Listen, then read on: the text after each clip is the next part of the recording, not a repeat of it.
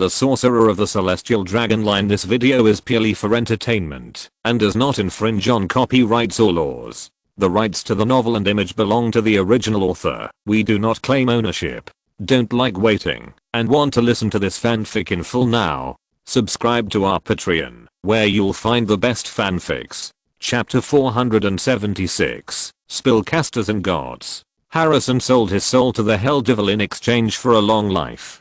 Thousands of years have passed, countless powerful wizards have died, but his body will always stay at the peak moment. This legendary wizard of ancient times used to be a learned, gentle, and wise man. He was the most reputable chief wizard at that time, but he also had the common problems of wizards: pursuing truth, pride, conceit, and rigidity. The act of enslaving demons was just to prove that he was stronger than others. He could do what others wanted to do but couldn't do. Enslaving demons earned him the great title of summoner. It was also his arrogance that made him fall into the abyss. When he found that his life was about to come to an end, Harrison tried all means to stop the passage of his life, so he made a decision to surrender to the devil. He prayed to the Hell Devil, willing to sell his soul and then gain eternal life. The Hell Devil agreed, but from that day on, the wise, gentle, and learned Harrison disappeared, replaced by a demon wizard with a feminine personality, bad temper, a grudge, and a rigid and mean personality. He has a pair of narrow eyes, high cheekbones, a pair of crystal glasses, smooth skin, and a small tuft of black goatee under his chin. He wears a red robe of the chief magician of the Festchili magic sect, which is decorated with a lot of patterns with gold threads. He wears a wizard hat with 2 points on the top and a concave in the middle, inlaid with a perfect sapphire. He holds a golden staff with overflowing magic power in his hand, looking solemn and majestic. Since he sold his soul to the devil of hell, he has attached more importance to these powers and majesty. In some ways, Harrison is very similar to most wizards, including Allen. He is proficient in many schools such as Dark Curse, Demon Summoning, Enslaving Demons, Element, Space, Prophecy, Alchemy, etc. He is a learned wizard. When the power of a wizard reaches a certain stage, many wizards will involuntarily go to death. For example, Cassius, the famous great arcanist among mages, is a master of courting death. It is said that after reaching the level of a star traveler, he felt that his strength had reached a bottleneck, and then he suddenly had the idea of becoming the god of magic, so he began to study the art of deification. In the eyes of normal people, this is an impossible task, because he did not deify the god step by step, but relied on force to seize the godhood, priesthood, and position. The result was also unexpected. He actually succeeded and invented the 12th level spell, the art of deification. Then he directly killed the first generation of magic goddesses, and became the first mage to become a god, and the only one, but it was only for a moment, because the amount of information that the godhood needed to process was too much. The moment he became a god, he was overwhelmed by the huge amount of information, so he died directly. Although Cassius died, the impact he caused was far from over. The death of the goddess of magic led to the collapse of the magic network. The world was in chaos. The middle and low level mages lost their spell ability, and even the power of high level mages was greatly reduced. The more serious consequence was that the floating city of the Netheril Empire suffered a devastating blow. At that time, the energy core used by the floating city was the Miser energy core, which was created with the help of the power of the goddess of magic and the magic network. Without the magic network, the Miser energy core instantly lost its energy, and the huge floating city fell directly from the sky, and the glorious Netheril Empire fell.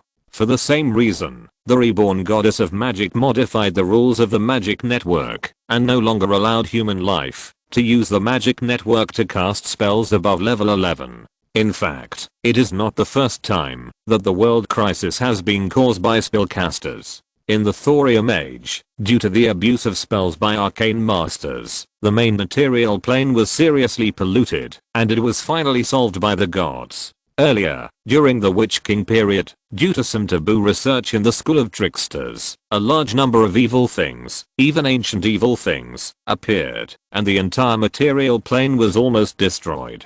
There was also the most glorious period of arcane civilization, the Arcane Empire. Because the research of arcane masters touched the bottom line of the gods, a war between the gods and arcane masters began, and the result was that the glorious arcane civilization fell apart, and the gods also suffered heavy losses. It seems that, when magic civilization reaches a certain level, it will always wrestle with the gods. It would be boring to have a long life without finding something to do. Harrison stayed in the mysterious shelter to conduct magic experiments, and suddenly felt that a large number of demons under his command had died. All the demons in the shelter were summoned from hell by Harrison through secret methods. These summoned creatures had a mysterious soul connection with him, but because the number of summons was large, he generally blocked these connections, leaving only some weak inductions. But as more and more demons died, these inductions became stronger and stronger. Finally, these movements attracted his attention. Harrison frowned, stopped the experiment, walked to the center of the hall, where there was a mirror, raised the staff, and chanted a series of obscure and difficult to understand spells in front of the mirror. Then a ray of light was stimulated from the staff, and the light sank into the mirror. As if affected by some force, the originally blurry mirror began to ripple like the surface of water, and then gradually became clear. An image appeared in the mirror, and then a man and a woman appeared in the mirror. They were Alan and Helen. They flew in the air, and spells flew out one after another, killing all the demons around them. Harrison looked at Alan with a serious expression. At this time, the man in the mirror suddenly turned around and smiled at Harrison. Then the picture disappeared, and the mirror fell into darkness again. Seeing this situation, Harrison's heart tightened, and he quickly cast a spell, but the mirror did not respond. After casting it several times in a row, the mirror finally lit up again, but the two figures disappeared. In the mysterious shelter, Alan waved his hand to summon a windblade, killing a demon, and felt a sense of being watched. Then he cast a prophecy, and found the mouse hiding in the dark, who was the owner of the mysterious shelter, Harrison. He smiled at him, then blocked his spell, and Alan quickly flew to the sensed location. Harrison's spell was discovered by Alan, and his position was also exposed. Alan adjusted his direction, and flew directly to the sensed location. Chapter 477 Found. After Harrison found that he could not find the two people, his sense of crisis became stronger and stronger. He knew that this person's magic attainments were better than his own. Although he had gained a long life by selling his soul to the devil, the price was that his strength would never improve. Moreover, his soul was also controlled by the devil, and he had no autonomy. As long as the abyss demon wanted, he could easily take his soul away. Knowing that what he had done was absolutely unforgivable, Harrison immediately packed up and prepared to escape from the shelter and find his master. But it was too late. Alan got the exact coordinates. Harrison was hiding deep in the shelter, far away from his current location. If he flew over at the current speed, Harrison would have escaped long ago, and it would be extremely difficult for Alan to catch him. With a move, he came to a platform. Alan took out a few magic stones to build a teleportation array. Because this space belonged to Harrison, it was completely controlled by him. If Alan wanted to teleport, he had to break through Harrison's interference and ensure that he would not get lost in the turbulence of space, so he needed a temporary teleportation array. Soon the teleportation array was built. Alan tapped his staff lightly, and a ray of light rose up, instantly tearing through the space barrier. The next moment, the two disappeared without a trace. After packing up his things, Harrison picked up the staff and opened a portal in the shelter. This was the escape route he had reserved. However, just as he stepped on it, a voice sounded.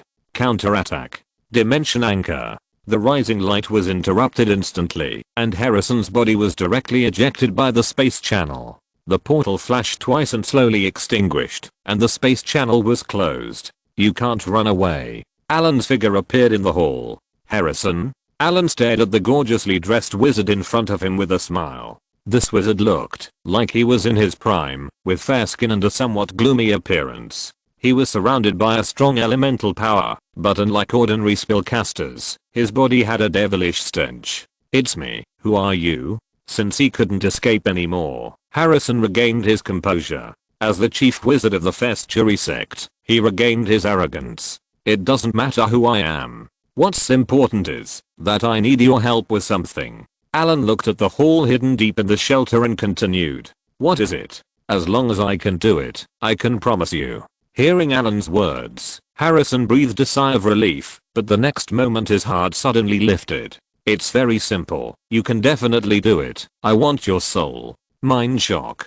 A strong mental force instantly came out from Allen, directly interrupting Harrison's little move. Harrison felt as if his brain was hit hard by a hammer, and the spell condensed in his hand collapsed directly, and a warm feeling seeped out from the tip of his nose. Resisting the discomfort, Harrison activated a magic item. The 2 magic lamps about 6 feet high in the hall were instantly activated, and the bright electric light was instantly stimulated and hit Allen, but the electric light was blocked by an energy barrier 1 foot in front of Allen. Magic guard? No, magic mechanism. Following the attack of the magic guard, Harrison breathed a sigh of relief, and the tingling sensation in his brain was no longer strong. Then he waved his staff, and the whole hall flashed with auras. 4,000 years of life gave Harrison enough time to transform this place into various magic mechanisms and magic traps. Spells continued to attack one after another: fire, frost, lightning, toxins, and the energy shield in front of Allen kept flashing under the many attacks. Although he was constantly hit by spells, all spells were firmly blocked outside. Allen put away his contempt and his expression was solemn. Every mage would set up various protective facilities in his lair. Being here is the most powerful moment for a mage, not to mention a legendary 1000-year-old otaku. If he is not careful, Allen may also capsize in the gutter. Advanced force field protection. Dragon scale leather armor. 2 auras rose instantly, and the energy shield that was originally flashing stabilized, and all spell effects were firmly blocked. How is it possible? Harrison's face was ugly, and he was extremely surprised. He muttered, I have been researching these magic mechanisms for nearly 1,000 years. I can't even withstand the power of the instantaneous explosion. I was blocked so easily. But it's just a little longer. Summon demons. A red spiritual light flashed, and then demons appeared in the hall one by one. Many demons roared and rushed directly towards Allen. See God's domain. Water element legion. The golden light bloomed instantly, covering the entire hall. Then the hall turned into an ocean, and a large number of 3-meter high giant water element appeared here. The summoned demons were beaten back by more water element before they rushed up. More than people, right? Allen chuckled, and then a spiritual light shot out. Freeze ray. Spell counter. 2 spells were activated in succession. Harrison dodged awkwardly, and the spell in his hand was interrupted by Allen again. Allen was not only fast, but also constantly moving during the entire process. Basically, any movement would not interrupt his spell casting. However, Harrison was different. Although he was also very fast, he could not move when casting a spell, and had to stand before casting. This was the ability brought by high-level combat casting. Although Harrison was a legendary wizard, he obviously did not master this skill. Therefore, although there were many magic organs to help him, he was still suppressed by Allen. If this was not his lair, with the geographical advantage, Harrison would have been subdued by Allen long ago. These flies are so annoying. Allen frowned after dodging the attack of the spell organ again. Can't delay any longer. Disintegration technique, super magic technique, spell enhancement. A golden light flashed, and with the golden light, mysterious spell runes appeared in the air, and a golden magic circle was instantly activated. Golden rays of light burst out one after another, and all the magic devices in the hall that were attacking Allen stopped working at that moment. Then, all the magic devices lost their luster in an instant after being exposed to the golden light and turned directly into piles of grey powder. Even the wizard robe on Harrison's body and the staff in his hand lost their effect in an instant and slipped directly from his hands. The powerful force of the disintegration technique directly destroyed all the magic devices here. Without the help of these magic devices, Allen freed his hands and prepared to end this battle. Chapter 478, Horizon's Diary. How is it possible? Seeing all the magic organs destroyed in an instant, Harrison was terrified. Without thinking, he turned around and tried to escape. But it was too late. Legendary spell penetration. High-level magic shaping. Allen's eyes turned golden in an instant, and with the powerful magic gushing out, a highly concentrated magic transformed flaming spear appeared in an instant, piercing through the energy shield on the surface of Harrison's body in an instant, and then a shrill scream sounded. The magic flame quickly enveloped him, and Harrison struggled frantically to escape from the flames, but it was all doomed to be in vain. Soon the flames gradually extinguished, and Harrison's body was burned to ashes by the flames. Soul imprisonment. Soul extraction. Harrison's soul was trapped by Allen. His soul had been completely demonized. Except for his face, which could vaguely see his appearance, his body and limbs were no different from those of a demon. He sold his soul to the devil of hell, and had been transformed by the devil. Ding dong, with a light sound, the soul crystal fell to the ground. Allen reached out to take it. It was also a high-level soul crystal. After collecting the soul crystal, Allen began to clean up the battlefield. This time, the number of spoils was very small. Not only were the magic organs decomposed by the previous cracking spell, but even the wizard robes, staffs, rings and other equipment worn by Harrison were also destroyed in the previous attack. Except for some things dropped by other monsters, Allen did not get any equipment from Harrison. The bankruptcy spell is really well deserved. Looking at the equipment that turned into a pile of dust, Allen felt his heart twitching constantly. It was painful. A legendary wizard who had lived for thousands of years had few good things, but because of Allen's attack just now, all of them were gone. Allen, who was heartbroken, began to search the hall carefully. As Harrison's lair, in addition to those magic organs, there were other things, most of which were various materials, which were directly put into the storage space by Allen. Ancient wizards still had some good things, such as the guard tower, which was the magic organ that Harrison used to deal with Allen. It was a prop developed by the Festchili magic sect. Ancient wizards did not develop spells to deal with various environments and conditions like today's spellcasters. In order to prevent thieves and other people with ulterior motives, they made some organs to act as sentries to protect their own safety. They would make simple identifications. As long as there was no mark of the master, they would be regarded as intruders and directly launch various elemental attacks such as fireballs, lightning, and ice. The power of spells was related to the level of the producer and the materials used. Allen felt that this kind of thing was very similar to the magic guard. He planned to collect these materials and study them to install them in the wizard tower and the floating city in the future. In addition to power, the guard tower in this world also has another reason, which is energy. The ancient wizards without element pools used energy crystals as energy, which had a short battery life and limited power. However, for Allen, these are not problems.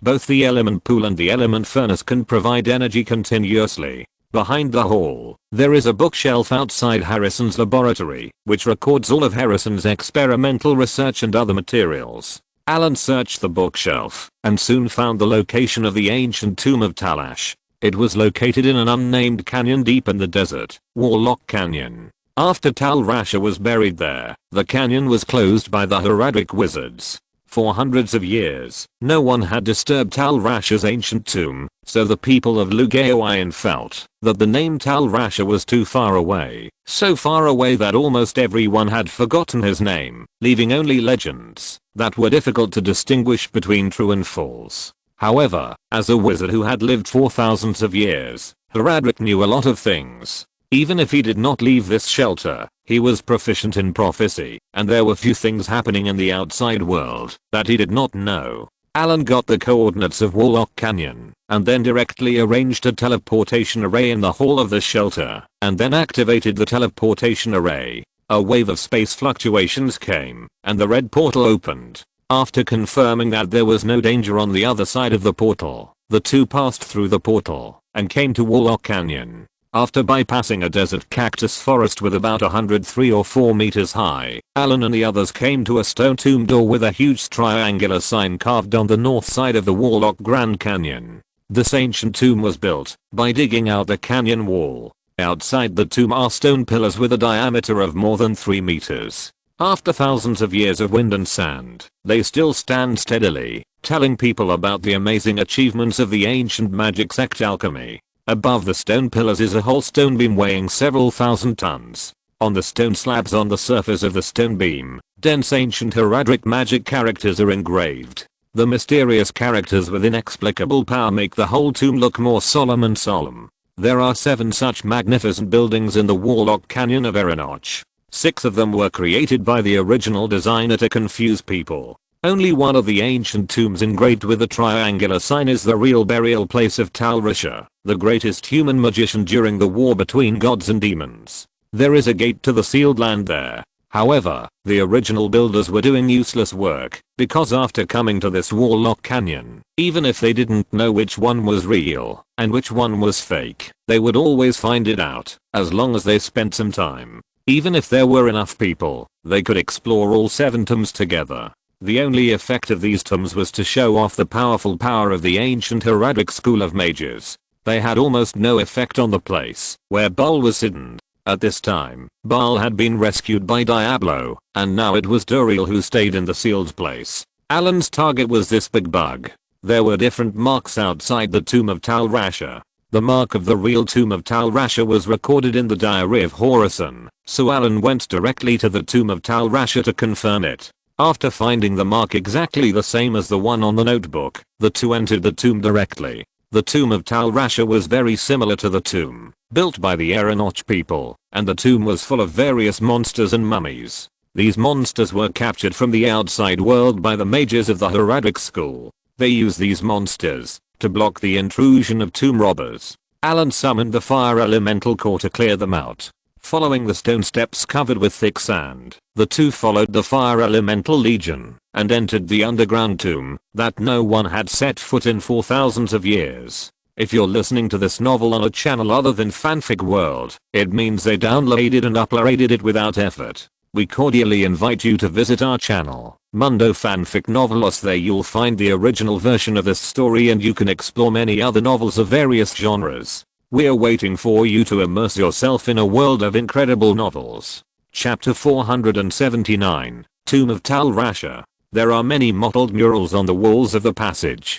Many of them are already blurred, but you can vaguely see a huge project with many wizards on it. In the mural, a demon's soul is sealed into a wizard's body and then locked and suppressed in the depths of the tomb. Other wizards built 7 ancient tombs in the sealed place, and some wizards were even made into mummies and sealed in the ancient tombs. I didn't expect these heraldic wizards to have such courage. After reading these murals, Alan understood that the mummies in the tombs were all made by heraldic wizards.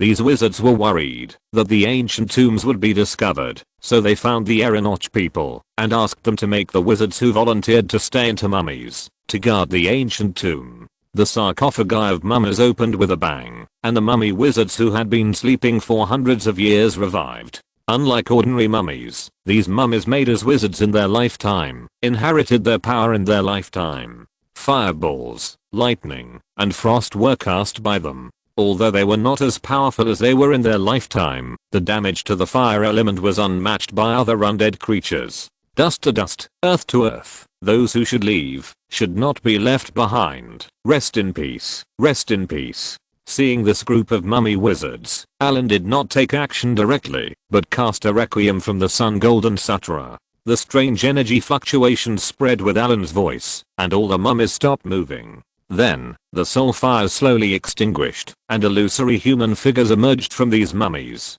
After these phantoms performed a wizard's salute to Alan, they slowly disappeared. The mummies guarding the ancient tomb of Tal Rasha returned to the underworld under the effect of the requiem. After dealing with these mummies, the remaining scarabs were no match for the fire element. A large number of scarabs were burned into black charred corpses by the fire element. Pushing open a stone door of the tomb, you can see a wide stone chamber with 70 or 80 stone pillars. Behind this stone chamber is the main tomb of the mausoleum. After a roar, the heavy tomb door opened, and a dazzling light shone out. After his eyes adapted to the light in the tomb, the scene in front of him shocked Alan. Generally speaking, the lighting of the tomb deep underground is usually a brazier or fire trough embedded in the stone wall. With reasonable ventilation facilities, the special whale oil stored in it will not decay even after thousands of years, but this tomb does not have any such facilities. The reason why Alan felt dazzling as soon as he entered the tomb was that the lighting inside was not a brazier or fire trough, but countless perfect gems embedded around the tomb, shining and reflecting various colors of light. to luxurious. This was Allen's first thought after seeing these gems. This perfect magic gem is also a precious material in the wizard world, but here it is used as a lighting material by the heraldic wizards. The entire tomb is 20 feet long, more than 10 feet wide, and about 2 feet high. There are countless treasures piled up inside.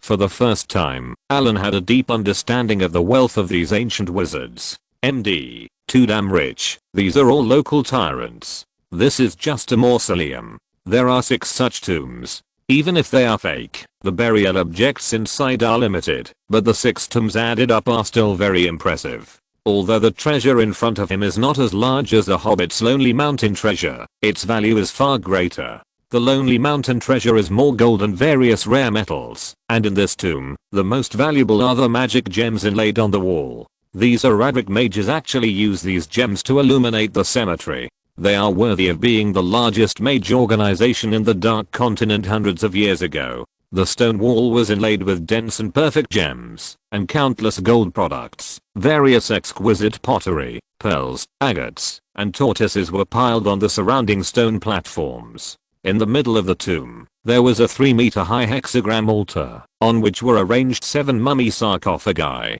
At this time, under the light refracted by the gems, they showed a golden color. The casting material of the entire altar was all gold, and even the outside of the sarcophagi was wrapped in a layer of gold. What a luxury. After walking around the hall, Allen came to the altar. As Allen approached, the mummy sarcophagi opened one after another. Mummies emerged from the sarcophagi one by one. These mummies were different from those outside. Each of them was wearing a golden mask. After discovering Allen, they rushed over quickly. Undead creatures immobilization spell. All the mummies stiffened and stopped moving. Allen cast the Requiem spell again. The mummies in front of him turned into sand. The shadows of their souls bowed slightly to Allen and then disappeared. After dealing with the guarding mummies, there were no more monsters in the entire tomb. Allen waved his hand to collect the treasures piled on the ground into his private space, and then began to take down the perfect magic gems inlaid on the wall. Thousands of perfect magic gems can easily build several wizard towers in the wizard world. After putting away the magic gems, the two came to the altar. The altar in front of them was a 6-pointed star array, made of gold, which fully demonstrated how rich the Horadrim sect was at the time. After moving the 7 sarcophagi away, Allen found a hole in the middle of the altar. A lot of secret words of the ancient Horadrim sect were carved on the stone platform. Taking out the heraldic staff, Allen came to the middle of the altar. After checking the position, Allen inserted the heraldic staff. As the scepter entered the altar, the entire altar suddenly shook violently from underground. Allen jumped off the altar and saw that under the violent vibration, the heraldic staff in the center of the altar slowly sank until the entire scepter was completely submerged in the altar. Crack. The vibration of the altar stopped. Then a powerful energy erupted, and a dazzling light rose from the altar, and a beam of light instantly passed through the tomb. A beam of light shot up from the depths of the desert, and it could be seen 100 miles away, but this place was after all in the depths of the Sea of Death, and few people could really see it. Buzz buzz buzz, a dull sound came, and the altar began to rotate slowly, and beams of light spread from the altar in all directions. After a shocking shock, the altar slowly stopped. The sky highlight column dissipated, and the powerful energy fluctuations returned to calm.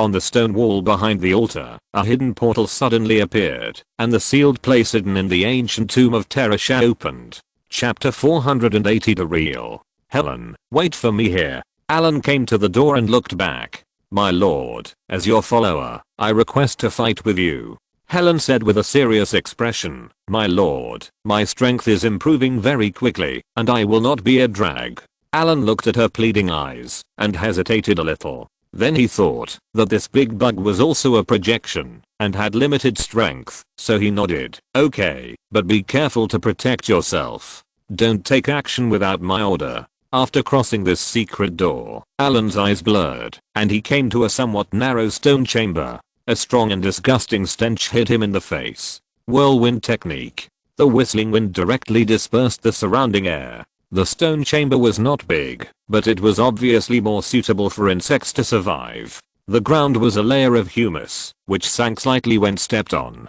There were many beetles on the surrounding walls, and puddles of mucus dripped on the ceiling. Flying technique, the two people felt lighter and flew directly. The whole room was damp and dark, filled with a rotten smell. There was a large piece of mucus on the ground, and fat maggots were crawling around in the humus layer, looking extremely disgusting. This damn bug is so disgusting. Allen looked at the huge black shadow not far away with disgust. Daryl, one of the 4 demons in hell, the devil of pain, is a bug, so it is not surprising that he likes the environment where bugs live. The big bug in front of him is about 3 meters tall and looks like a human and a bug. The lower body is a bug, which is a giant bug abdomen about 2 meters long, covered with a layer of red body. There are 4 pairs of sharp legs under the bug abdomen. The upper body is human, and a team of extremely developed blade bones grow out of the body. This is Daryl's most deterrent weapon. Just from the size, you can judge that the amazing destructive power contained in this pair of bone blades. The body is wrapped in a layer of hard carapace, and the hideous bone spurs look like a monster walking out of a nightmare. As Allen entered, Daryl slowly turned around. Roar. The sand around the room was shaken by Daryl's roar, and some disgusting mucus fell directly in large pieces. The huge Daryl stared at Allen with 6 eyes. He clearly sensed the threat from Allen. Allen felt Daryl's power. Compared with Sorcerer in the first scene, Daryl was slightly stronger, but the strength was limited. And Alia and Daryl were 2 types. Daryl had thick skin and flesh, suitable for attacking and strong vitality, while Alia was more toxic and suitable for group battles. However, although Daryl's insect body gave him strong vitality and destructive power, it also caused him to move slowly. However, the freezing aura attached to him made all creatures entering his surroundings receive freezing and slowing, which increased his threat dramatically. Another soul crystal is in hand. Seeing Daryl, Allen was in a good mood, and Daryl's ugly face was much more pleasing to the eye. For my golem production line, you have to work hard. Protection from evil. Soul shock. Intensified damage. Weakness. Big B crushing palm destruction sphere. Disintegration. Allen waved the staff in his hand and released spells one after another. He was very familiar with dealing with demons. Soon, under a series of spells, Daryl had no power to resist, and his huge body fell to the ground. Soul imprisonment. Soul extraction. As Daryl fell to the ground and died, the power of the soul began to dissipate. Allen directly imprisoned it, and a purple soul crystal appeared in Allen's hand. After dealing with Daryl, Allen collected the spoils. After checking that nothing was missed, he left the stone chamber. Behind this stone chamber is the place where Tal Rasha sealed and destroyed the Demon King Baal, but now it is deserted, leaving only a broken stone pillar and a damaged rune chain. After checking that there was nothing else, Allen left. Next, he was going to clean up the other 6 fake tombs. He summoned the fire elemental core and began to clear the monsters in the tombs under the scanning of the chip.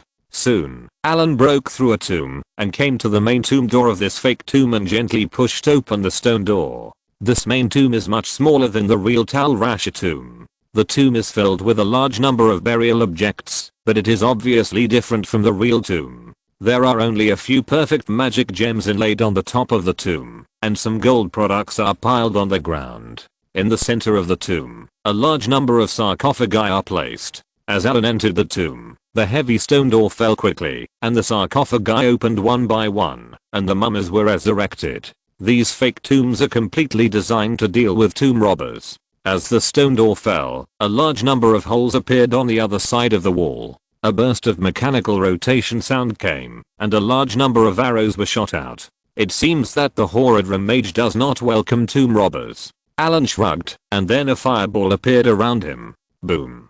A roar sounded, and all the mechanisms were hit by the fireball. As the sound of the mechanism breaking continued to come, the mechanism in the tomb lost its function. After sending the remaining mummies back to the underworld, Allen collected all the funerary objects. Because these funerary objects were used as traps, many of the utensils had a hint of curse on them. However, since obtaining the Black Book of the Dead and the Golden Book of the Sun, Allen has become a curse master, and is not afraid of these curses at all. After quickly cleaning up this tomb, Allen left for another one.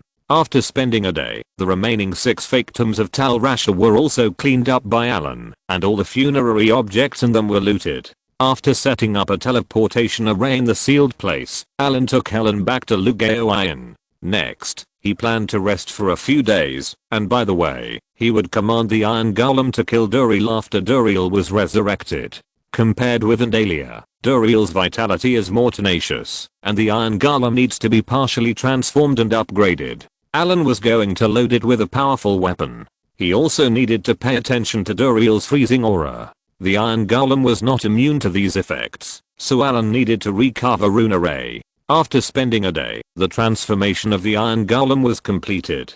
Compared with the original version, this Iron Golem had a higher resistance to freezing. Allen also gave it a gravity spell, and those within its range would be affected by gravity and slow down. At the same time, Allen refined the two large pincers of the Sandworm Mother into a giant sickle, which was sharp, armor-breaking, and strong, which was specially designed to deal with Duriel's hard shell. Chapter 481 Rest. Lugaoyan is a commercial city. In addition to its developed business, it is most famous for its various delicacies. Because there are many merchants coming and going, delicacies from all over the continent are gathered here. After Allen transformed the iron puppet, he was dragged by Helen to go shopping. It has to be said that in the multiverse, shopping is a common talent of all women, and it is directly maximum doubt.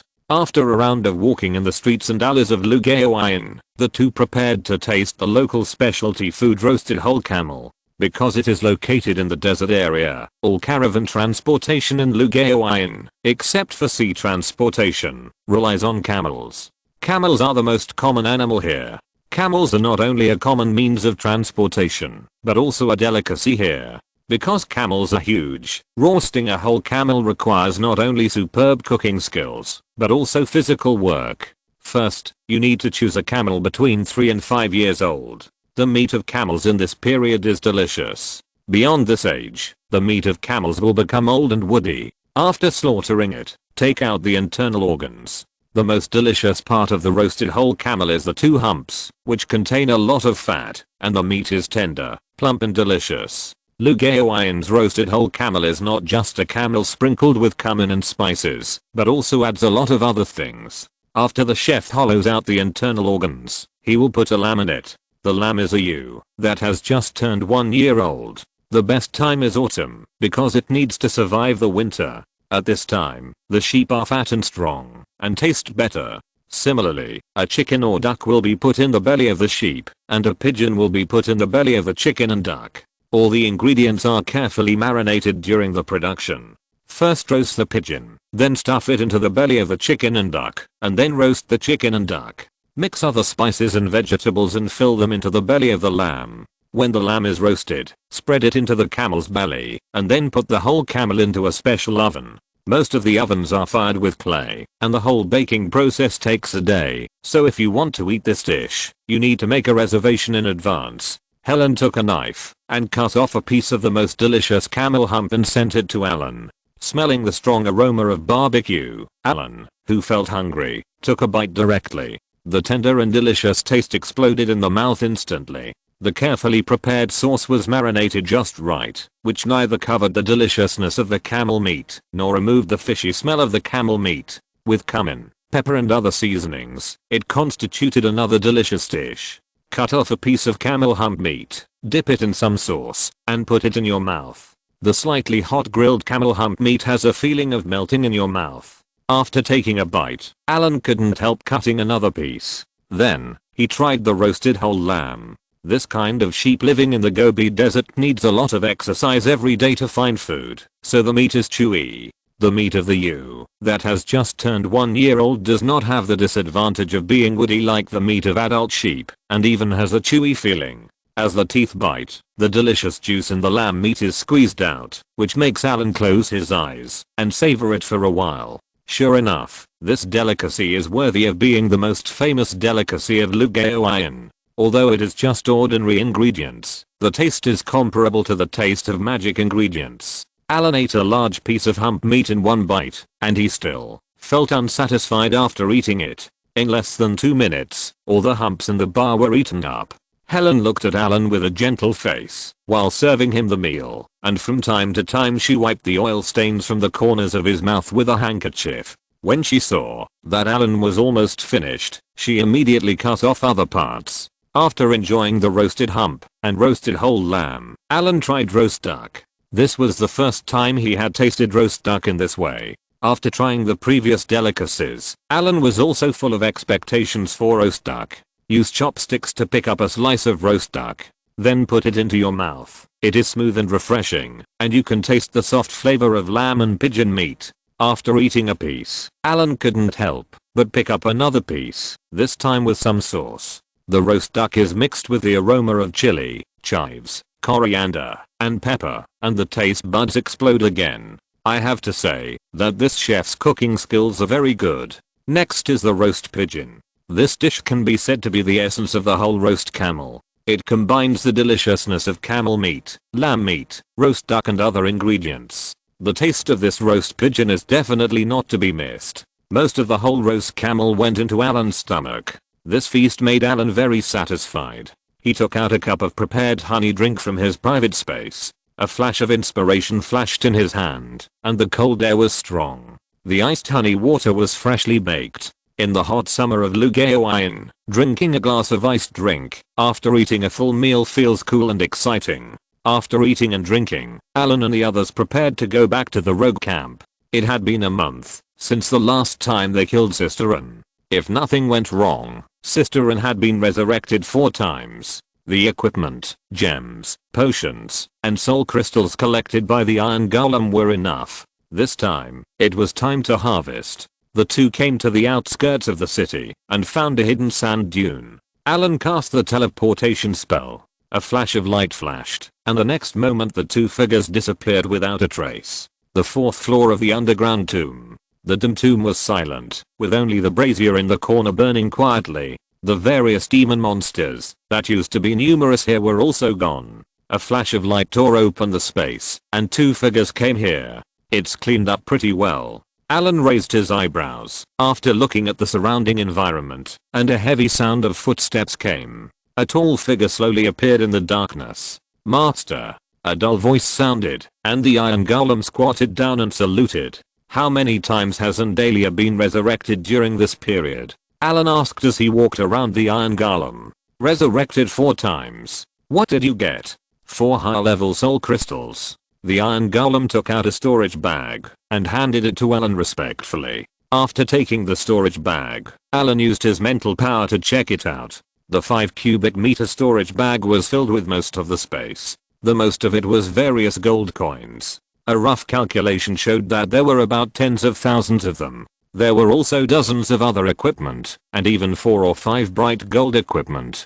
Although they were of no use to Allen, they could be exchanged for tens of thousands of gold coins. There were hundreds of various broken gems, some rune stones, and various potions.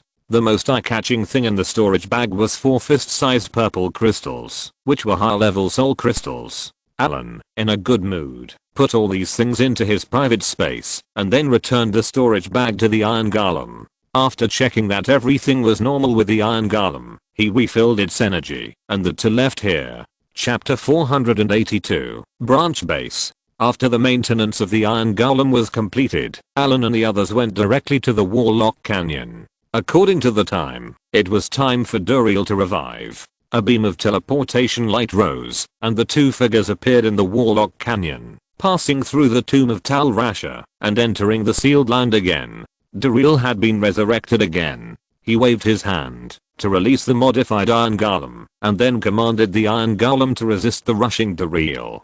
Duriel, who was 3 meters tall, weighed nearly 1 ton, but was not superior to the iron golem. The iron golem was also 3 meters tall, but weighed between 3 and 5 tons, and could be equipped with different equipment. This modified iron golem had enhanced its attack power, and was specially used to deal with big insects with thick skin and flesh. Duriel hit the iron golem hard with a bang. The heavy golem body retreated a few steps, before it stood firm. As Duriel attacked, blue ice crystals appeared on the iron golem, and its speed slowed down significantly, but as the iron golem's eyes flickered, a spiritual light spread rapidly. Duriel's body seemed to be stuck in a quagmire. It was the slow spell that Allen had specially modified. The range of the slow spell was not large, with a radius of 10 meters around the iron golem. The next situation was that the two slow-moving giants would attack each other, competing to see who had higher defense and who had higher attack. Duriel wanted to distance himself, but he couldn't do it under the effect of the slow spell. His mental spells Fear, Pain Whip, Pain Curse had no effect on the iron golem at all. As a constructed life form, he didn't have these emotions. Bleeding, freezing, cripple, and other effects were also ineffective against the iron golem. Without these states, Duriel was like a toothless tiger, and the two behemoths could only attack each other. The weapons Allen prepared for the iron golem began to work, and with the armor break and sharp states, Duriel's defense could be easily broken. In this battle, Duriel could only be chopped to death bit by the iron golem. With the last slash of the knife, Duriel's scarred head rolled down, and his huge body fell sideways with a bang, and dark green blood slowly flowed out of the insect body. Soul imprisonment. Soul extraction. A purple soul crystal fell to the ground. After the iron golem collected all the equipment and soul crystals dropped by Duriel, it came to Allen. Master. A dull voice sounded, and the iron golem squatted and saluted, then handed over the storage bag in his hand. Reaching out to take the things, Allen began to check the status of the iron golem. There are slight scratches on the chest armor. There are slight cracks on the left arm armor. The right armor is deformed. The energy consumption is 1/5, which exceeds the preset standard. The chip displayed the data of the iron golem in front of him. The armor is a little damaged, but it's not a big problem. It's just that the energy consumption is a bit high. Originally, it was calculated that it would be enough to kill Duriel 6 times before it needed to be replaced. Now the consumption is too high, and the energy is exhausted after 5 times. Then change it to replacing the energy once every 4 times. As for the armor loss, you can use the repair spell. The mermaid maids are now all 2nd level spellcasters. Let them come here once a month to collect soul crystals, repair the steel golems, and replace the energy crystals. Then do it this way. 2 steel golems can produce 8 high level soul crystals a month, which is enough for the steel golem production line to operate. Allen calculated for a while, and said something that Helen didn't quite understand. By the way, the Stargate will also start to be built. This plane is rich in magic gems, magic potions, and soul crystals, enough to support my floating city. Allen activated the portal, and then took Helen away from here, and returned to the Warlock Canyon. The Warlock Canyon is located deep in the Erinoch Desert. It has been a sparsely populated area for thousands of years. It is hidden enough, and Allen plans to set up the plane gate here. The plane gate consumes a lot of energy. Fortunately, unlike the world of Tibis, it is targeted by the will of the abyss. Because of the interference of the will of the abyss, it is very difficult to teleport. Allen opened up a base on the mountain wall on one side of the Warlock Canyon, and prepared to build a sub-base here. He casually cast the fossil into mud, to carve out a sufficient space on the mountain wall, and use the hardening spell to bless it to prevent the mountain wall from collapsing. Then he cast Allen's mansion spell, and entered the laboratory in the mansion, preparing to build a few more steel golems to serve as guards. Allen now has 6 high-level soul crystals, which are enough for use. After spending a week, 4 steel golems were successfully manufactured. Next, Allen commanded the steel golems to start building the base. Helen was also sent by Allen to buy various materials. Allen lacked basic materials and rare materials for building the plane gate, such as star sand, secret dust, magic gems, and astral sand, but only steel, copper, and obsidian were seriously insufficient. There weren't many of these things prepared, and since many planes could replenish them in large quantities, Allen only prepared a small amount for emergency use. The rocks in Warlock Canyon are mostly weathered rocks. These rocks have rough particles, and are mainly composed of quartz, feldspar, etc. The colors are white, light red, and yellow. The structure is relatively fragile and easy to break, and also easy to decertify. In the desert environment, the weathering is serious. This kind of rock is not a good building material, but it is the cheapest building material here. After the hardening technique, the data barely reaches a level of steel. Allen dug out a hole of about 2,000 square meters in the mountain wall, with 12 pillars in the middle for support. A piece of open space was reserved in the center of the hall, which is where the gate of the plane is located. Because there is a large gap between obsidian and steel, Alan has not yet purchased enough materials, so Alan plans to build the energy source of the Gate of the Plane first. Similarly, the Gate of the Plane uses the element pool. Warlock Canyon is located deep in the Erinoch Desert and is the largest ground vein node in this desert. This is also the reason why the Horadrim mages chose this place as the seal. They wanted to maintain the seal with the help of the endless earth vein energy. In fact, if the big pineapple hadn't destroyed it, the seal here could still hold out for thousands of years, and the destroyer demon god Bowl could only be sealed in Tal Rasha's body. Under the scanning of the chip, Alan began to sort out the surrounding earth vein energy and connect the earth vein nodes to the element pool. In the base hall, on the left side of the plane gate, Alan dug out a circular pool with a diameter of 6 meters and a depth of about 1 meter. It was paved with white marble, which is the highest grade marble with good magic conductivity.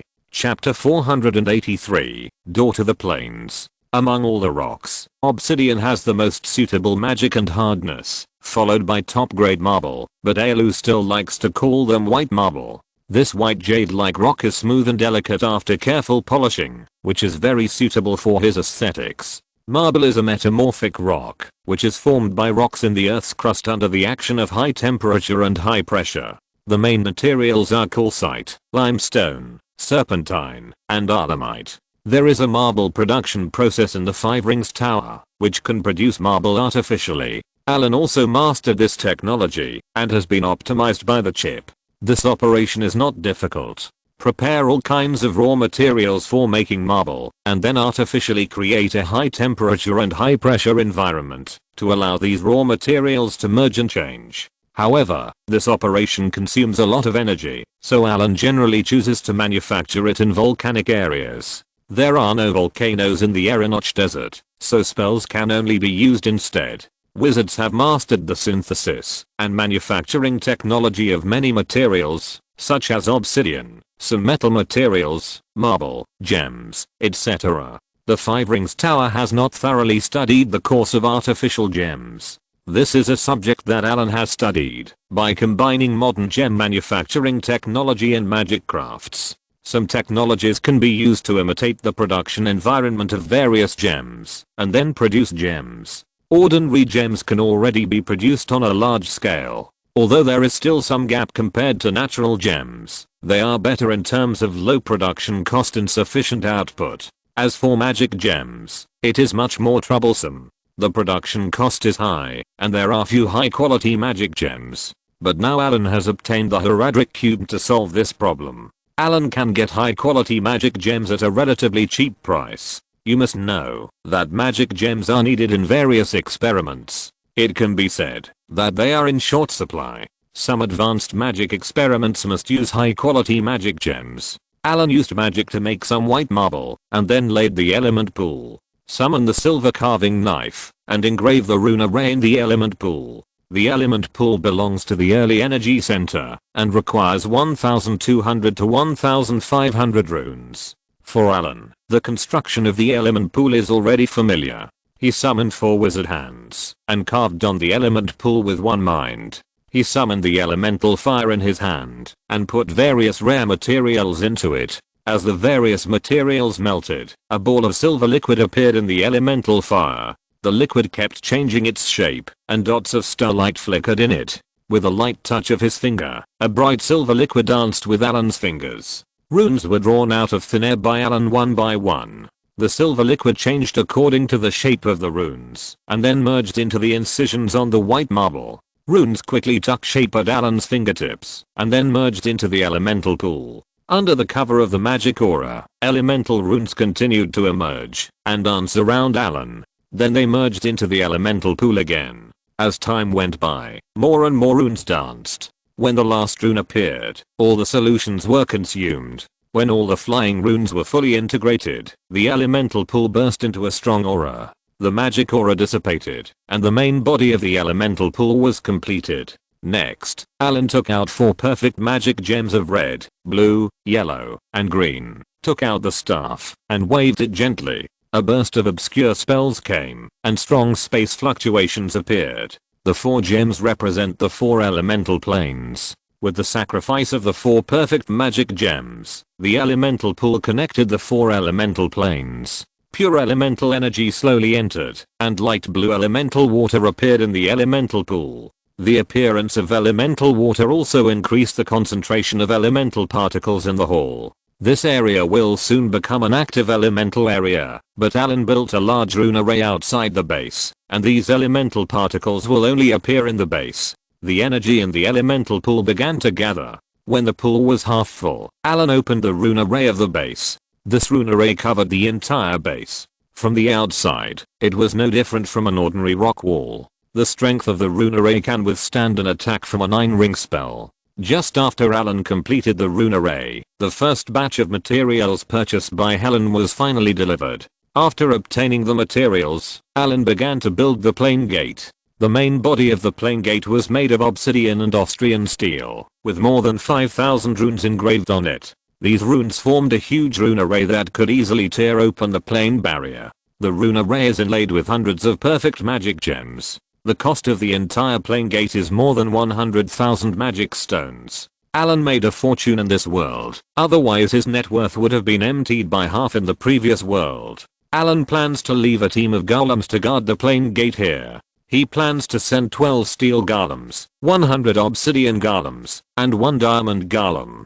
The Dark Ring breaking world is rich in resources, and he plans to gradually control this plane. However, there are many obstacles. The first obstacle is the 3 giants of hell. Although Allen has not met these 3 hell demons, he dare not underestimate their strength. Evil gods and demons are also true gods. Even the weakest divine power is not something Allen can fight now. Although the 3 giants of hell have come to the human world, their strength has been weakened, and even only their souls are left, their power is still very strong. Allen speculated that the original strength of these 3 giants should be about medium divine power. After entering the human world, they were weakened and sealed. When they broke free from the seal, their strength should have surpassed that of a demigod, which is equivalent to a high-level legend in terms of caster level. In addition to these 3 giants of hell, Allen is more concerned about the angels who help humans fight against demons.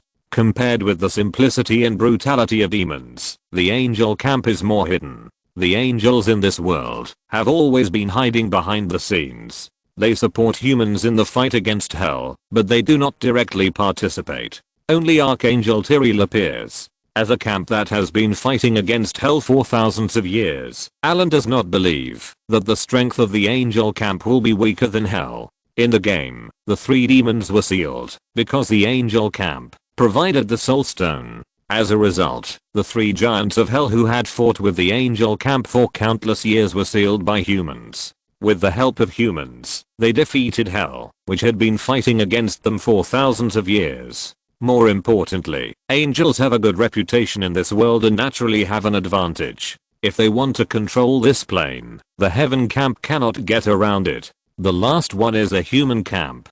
To be honest, this camp is the most complicated, with uneven strengths. It has geographical advantages, but the probability of failure is the highest. Compared with the heaven and hell camps, the human camp has the highest probability of the appearance of the son of the plane.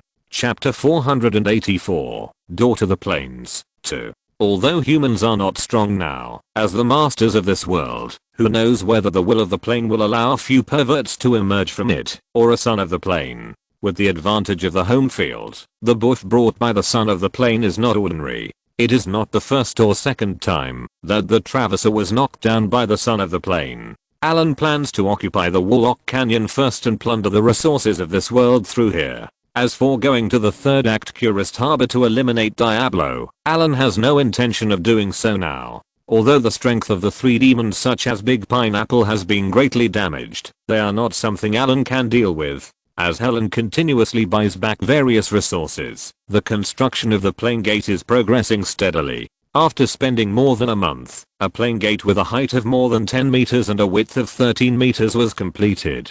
During this period, Allen also went to the sealed land to charge the steel golem and repaired it, and brought back the accumulated soul crystals and equipment, including Andalia, where Allen harvested 8 soul crystals. After completing the plane gate, Allen set the spatial coordinates of the wizard tower and then connected it to the element pool. As the light blue elemental water entered the plane gate through the energy channel, the entire plane gate emitted a strong energy fluctuation. Lock the spatial coordinates. Charge the plane gate. Start the rune array. Prepare to break through the space barrier. Adjust the data parameters. Correct the spatial coordinates. Plane gate. Start. As a powerful energy broke through the space barrier, the elemental water in the element pool was consumed in large quantities, and the purple space gate slowly opened. As energy continued to be input, the plane gate gradually expanded. After a while, the space gate regained stability and a space channel appeared in front of Allen. Allen's mental power directly activated the space gate of the wizard tower through the space channel. With a slight tremor, the plane gate connecting the two planes opened. Sensing that the space channel connection was completed, Allen took Helen directly through the space gate. Southeast Sea, Wizard Tower. A feeling of dizziness came, and the two had appeared at the astronomical table. It feels so good to be home. Allen looked around, and breathed a sigh of relief. Is this the adult home? It looks pretty good. Helen looked at the surrounding environment and thought to herself. Tower Spirit number 1. Give Helen the second level authority of the Wizard Tower. Tower Spirit understands. A cold mechanical voice sounded. Ah. The sudden sound scared Helen. Allen reached out to comfort her. Helen was a little nervous when she just came to a strange environment.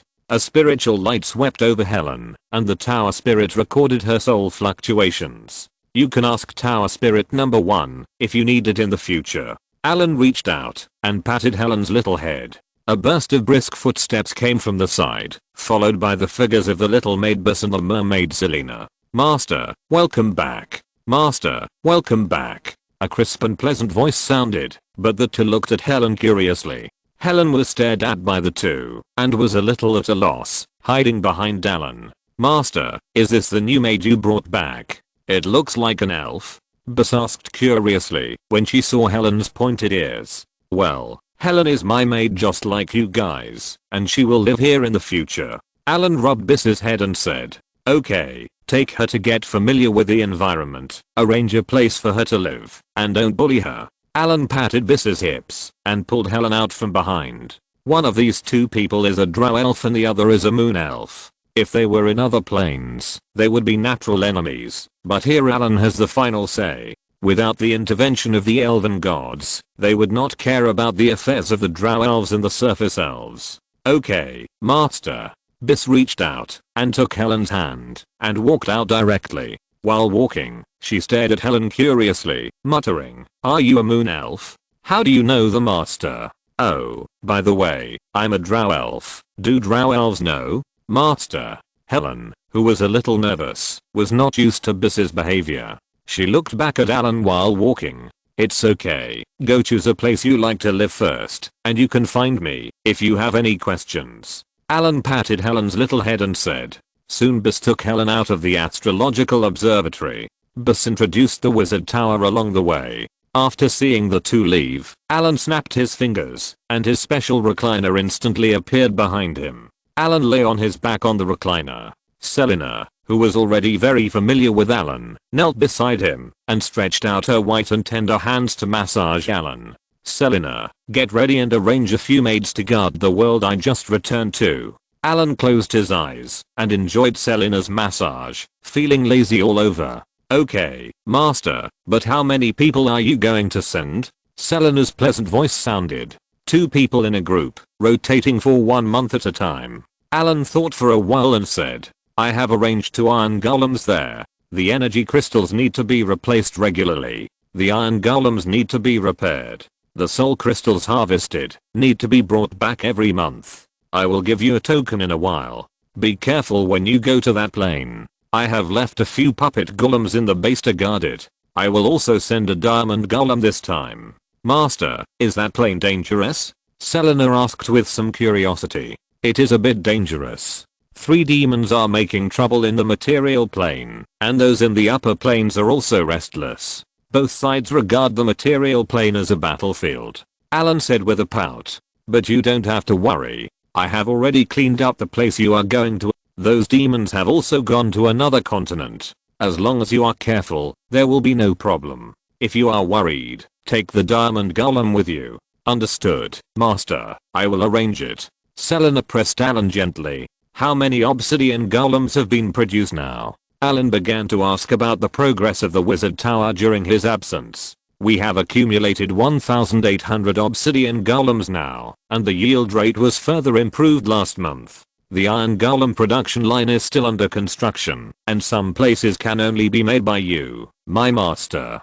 Everything is normal in the raw material workshop, and some raw material warehouses are full. The population in the ecological park has further expanded, and there is an output every month. The magic pearls have been harvested on a small scale, and the first batch has been stored in the storage room of the wizard tower. And the separation work of the central urban area of Atlantis that you ordered is half completed, thanks to the aliens you brought back. They work quickly and well. Selena reported the situation to Allen in detail. Chapter 485, Mutation. There was a power outage at home today, so I couldn't finish the manuscript. Although the aliens are good to use, they also consume a lot of food. These aliens need to consume a lot of food, and the food provided by Allen Port is far from enough. Selena said with some distress. This is indeed a problem. I didn't consider the aliens' appetite at the beginning. Although they can stop eating for a long time after eating once, that is in a dormant state. When they are in motion, their consumption is still very high. Allen didn't pay attention to this problem at the beginning. With the productivity of Allen Port in the Middle Ages, they simply couldn't supply the food consumed by the aliens. I will open up a breeding garden in the demi-plane to breed various meats, and the ecological park will also grow high-yield food. For the time being, I will find a way to continue to optimize the genes of the aliens, and see if I can combine them with the gold-eating beasts. How big is the gold-eating beast population now? Master, there are more than 100 gold-eating beasts now, and they have been divided into 4 small groups. Selena thought for a while and replied.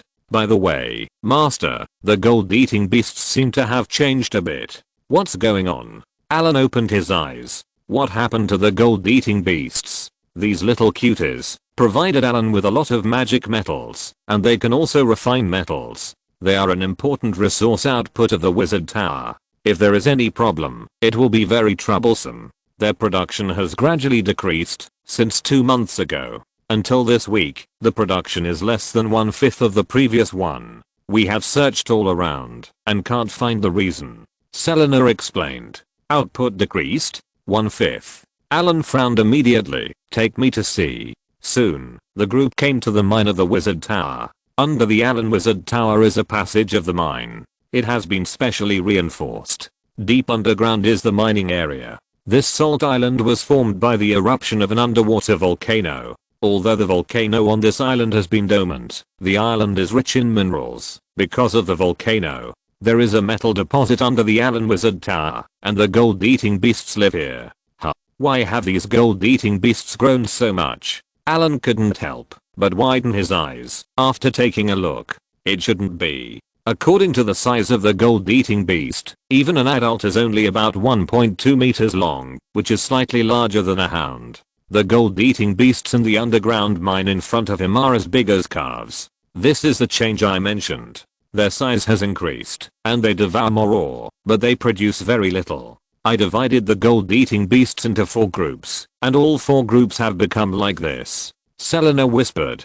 Bigger? And less output? Mutated? Or is it because of genetic degeneration? Allen walked into the mining area and waved his hand gently. A calf-sized gold-eating beast was caught in midair. The gold-eating beast flew up inexplicably and struggled desperately to escape, but it could not shake Allen's wizard hand at all. He caught this calf-sized gold-eating beast in front of him and let the chip scan it. After the scan, the chip analyzed the data. Allen put the gold-eating beast back and grabbed the magic metal around its nest. This is. Seeing the magic metal in his hand, Allen's expression was quite pleasant. This magic metal contains stronger magic power. Huh. Why is it a mixture of several metals? Allen soon found the problem. The magic metal produced by the gold-eating beasts was almost all mixed metals. Allen looked around, but couldn't find a pure single magic metal. What's going on? Allen frowned at the magic metal in his hand.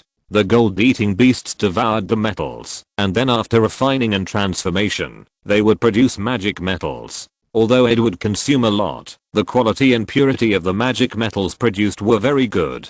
Although the gold-eating beasts could use most of the ordinary metals, just like humans, some like to eat this kind of fruit, some like to eat meat, and although there are also some who eat both meat and vegetables, their tastes are mostly single. The group of gold-eating beasts in front of him actually ate all of them, and the magic metals produced were also mixed together. If they want to use them, they need to be further smelted and separated. This has increased the cost invisibly. Ding. Analysis completed. A cold mechanical sound woke Allen up. Analysis completed. Display the data. A large amount of data appeared in front of Allen, and Allen quickly browsed through the data. Is this evolution or mutation? Allen murmured after seeing the data. According to the analysis of the chip, the gold-eating beasts in front of him are more likely to have mutated, because they have lived in this element active area for a long time. As for the gold-eating beasts now, they should be in the metamorphosis period, but it is not known in which direction this metamorphosis will mutate. Isolate some of the gold-eating beast larvae. Because he was not sure about the direction of the gold-eating beast's mutation, Allen isolated some of the gold-eating beast larvae and prepared to breed them in areas with low element concentrations. These were reserved as the original population. Allen left a secret mark on these gold-eating beasts. Once the mutated gold-eating beasts have problems, these can be used as seeds to continue to reproduce. As for these gold-eating beasts in the metamorphosis period, let the element pool open an energy channel to increase the element concentration here and accelerate the mutation of these gold-eating beasts. Tower Spirit number 1. Fully monitor these gold-eating beasts and record the data during the transformation period. Allen still hoped that the mutation direction of these gold-eating beasts was favorable. Although the amount of magic metal produced during this period was only 1/5 of the previous one, the quality was much higher.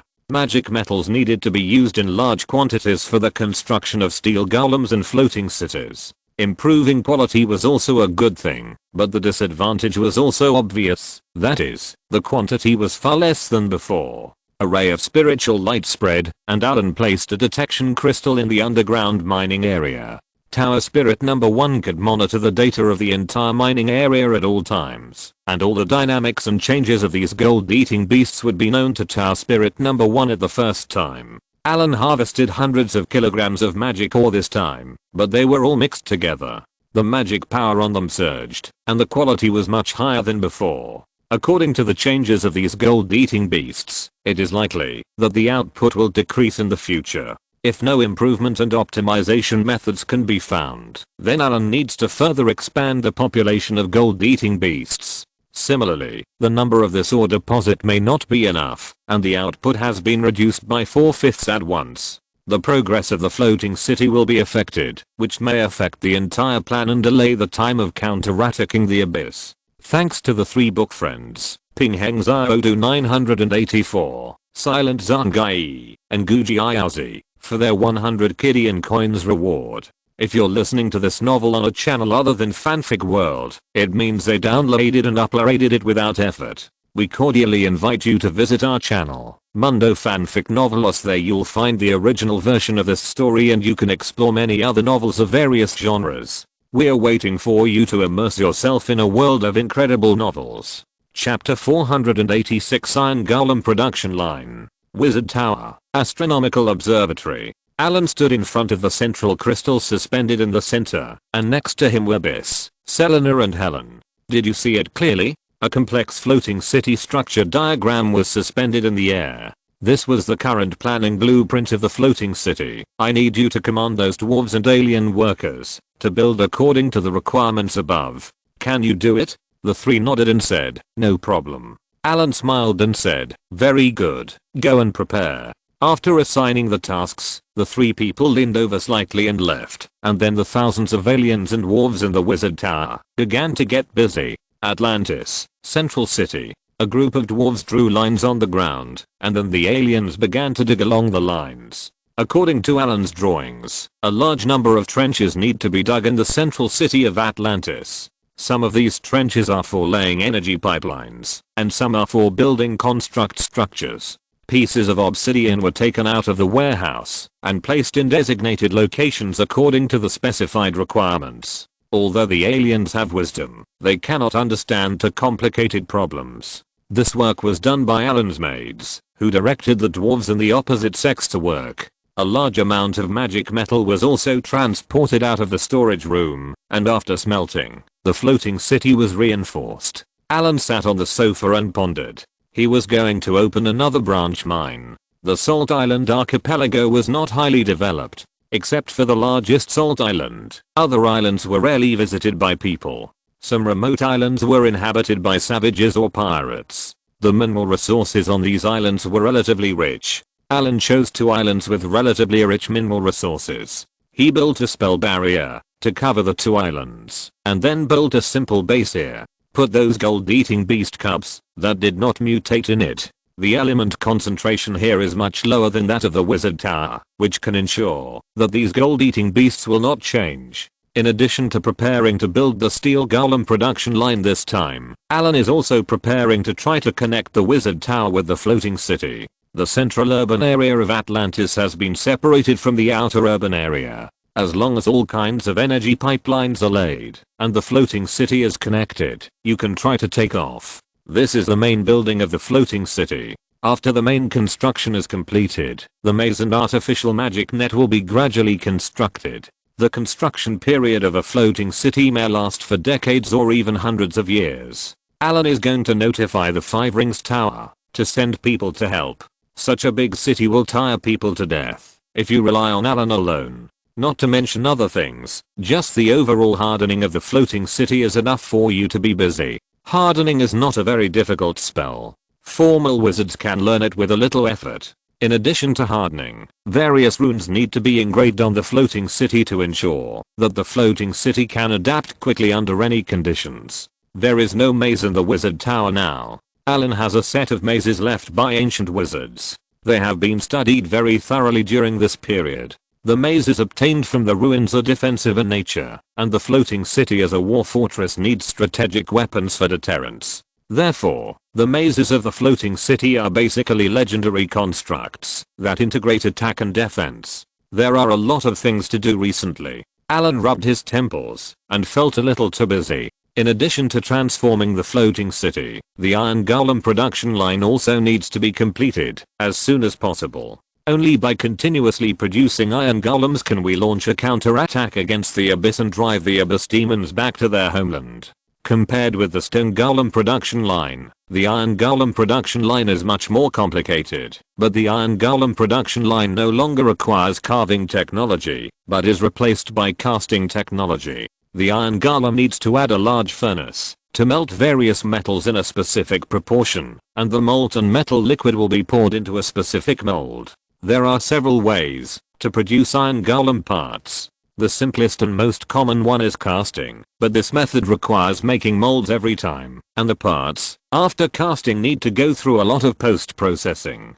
Casting is suitable for making complex parts. In addition to the casting method, there are also plastic forming processes, such as forging, which uses hammering and extrusion to shape metal under cold working or high temperature conditions. It is one of the simplest and oldest metal shaping processes, and it is also a very popular method in this world, such as blacksmiths. Although this method is ordinary and simple, it will produce unexpected results in the hands of some masters. This method is also the method with the most artifacts. Rolling. The hot metal billet passes through several continuous cylindrical rollers, which push the metal into the mold to obtain the preset shape.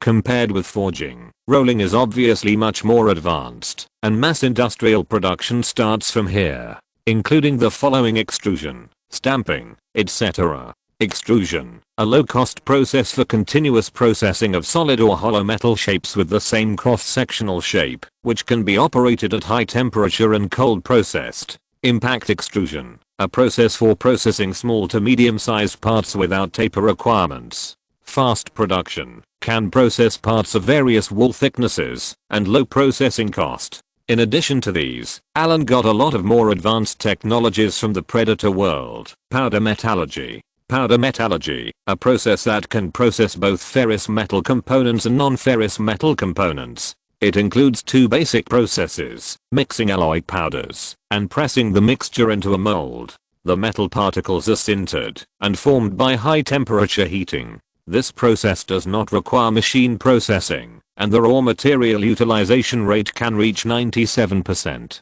Different metal powders can be used to fill different parts of the mold. Powder metallurgy also has a more high-end name, 3D printer. 3D printers can make almost all metal parts. Allen is going to make a 3D printing device specifically for making complex equipment in the iron golem. The scorching rays can be used to melt metal powder, and the freezing rays can be added for cooling.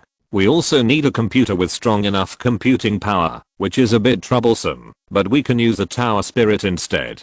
This time, we got a legendary soul crystal from the world of Diablo, which can just be used as the raw material. Well, we also need to add an anti-gravity control device. By the way, this 3D printing equipment is really complicated. Looking through the information obtained from the Iron Warrior, Allen chose to use various spells to replace it. After all, if the original is copied, there will be many materials that cannot be processed. After all, some magic materials seem unscientific. Or 3D printer made by magic technology.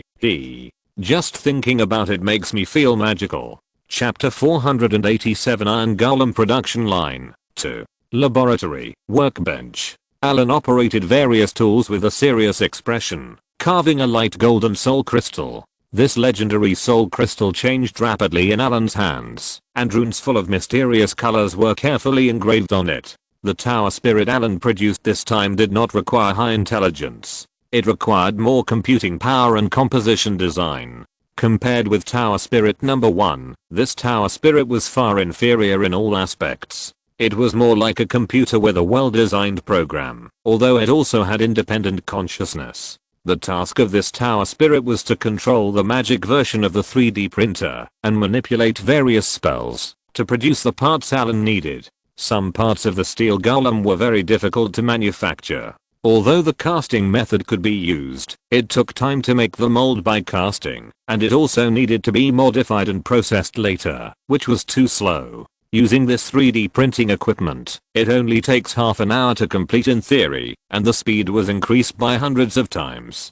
And there is no need for post-processing, and it is formed in one go. The elemental fire was ignited, and a large amount of rare materials were put in. After being melted by the elemental fire, a ball of light golden solution was finally formed. Directing these solutions to enter the soul crystal, a large number of golden lines appeared on the fist-sized soul crystal. As the last line was connected, the soul crystal burst into a dazzling aura, and after a while the aura gradually dissipated. A crystal clear soul core appeared in front of Allen. This soul core is the brain of the 3D printer. Allen did not activate it, but reached out to put it into his private space. Allen began to design the main body of the 3D printer. According to Allen's design, this 3D printer is a big guy with a height of more than 10 meters, a length of about 23 meters, and a width of 12 meters. Not only can it produce parts for the iron golem, it can even print out the entire iron golem if it wants, but Allen will not do this, because it is too complicated and too slow. The simple parts of the iron golem are forged using casting or hydraulic presses, and then they will be sent to the enchanting workshop for enchantment, and then all the parts will be assembled in the assembly workshop. After the assembly is completed, it is necessary to cast the activation construct life. Compared with the obsidian golem, it is more difficult to cast the activation construct life on the iron golem. Among Allen's maids, only Selena and several other mermaid maids are qualified. As for Biss, she has gone further and further on the road of Shadow Assassin. The production capacity of the iron golem production line is designed to be 10 per month. After completing the first production line, Allen will continue to manufacture. The iron golem is the main combat force of the floating city golem army, and it must reach a certain scale. Allen installed a perfect ruby on a silver metal mechanical arm, and then installed other parts. Soon a metal mechanical arm was completed. Tailing number 1, open the element pool. The mechanical arm was installed in the slot reserved for the alchemy table. A light blue energy connected to the alchemy table. Allen operated on the alchemy table. A spell aura rose, and the mechanical arm began to move. Allen controlled the mechanical arm to perform various actions. The flexible mechanical arm completed one action after another. Allen opened the energy channel, and the light blue energy poured in. Then the huge ruby on the mechanical arm bloomed with aura, and then the aura flickered a few times and slowly converged.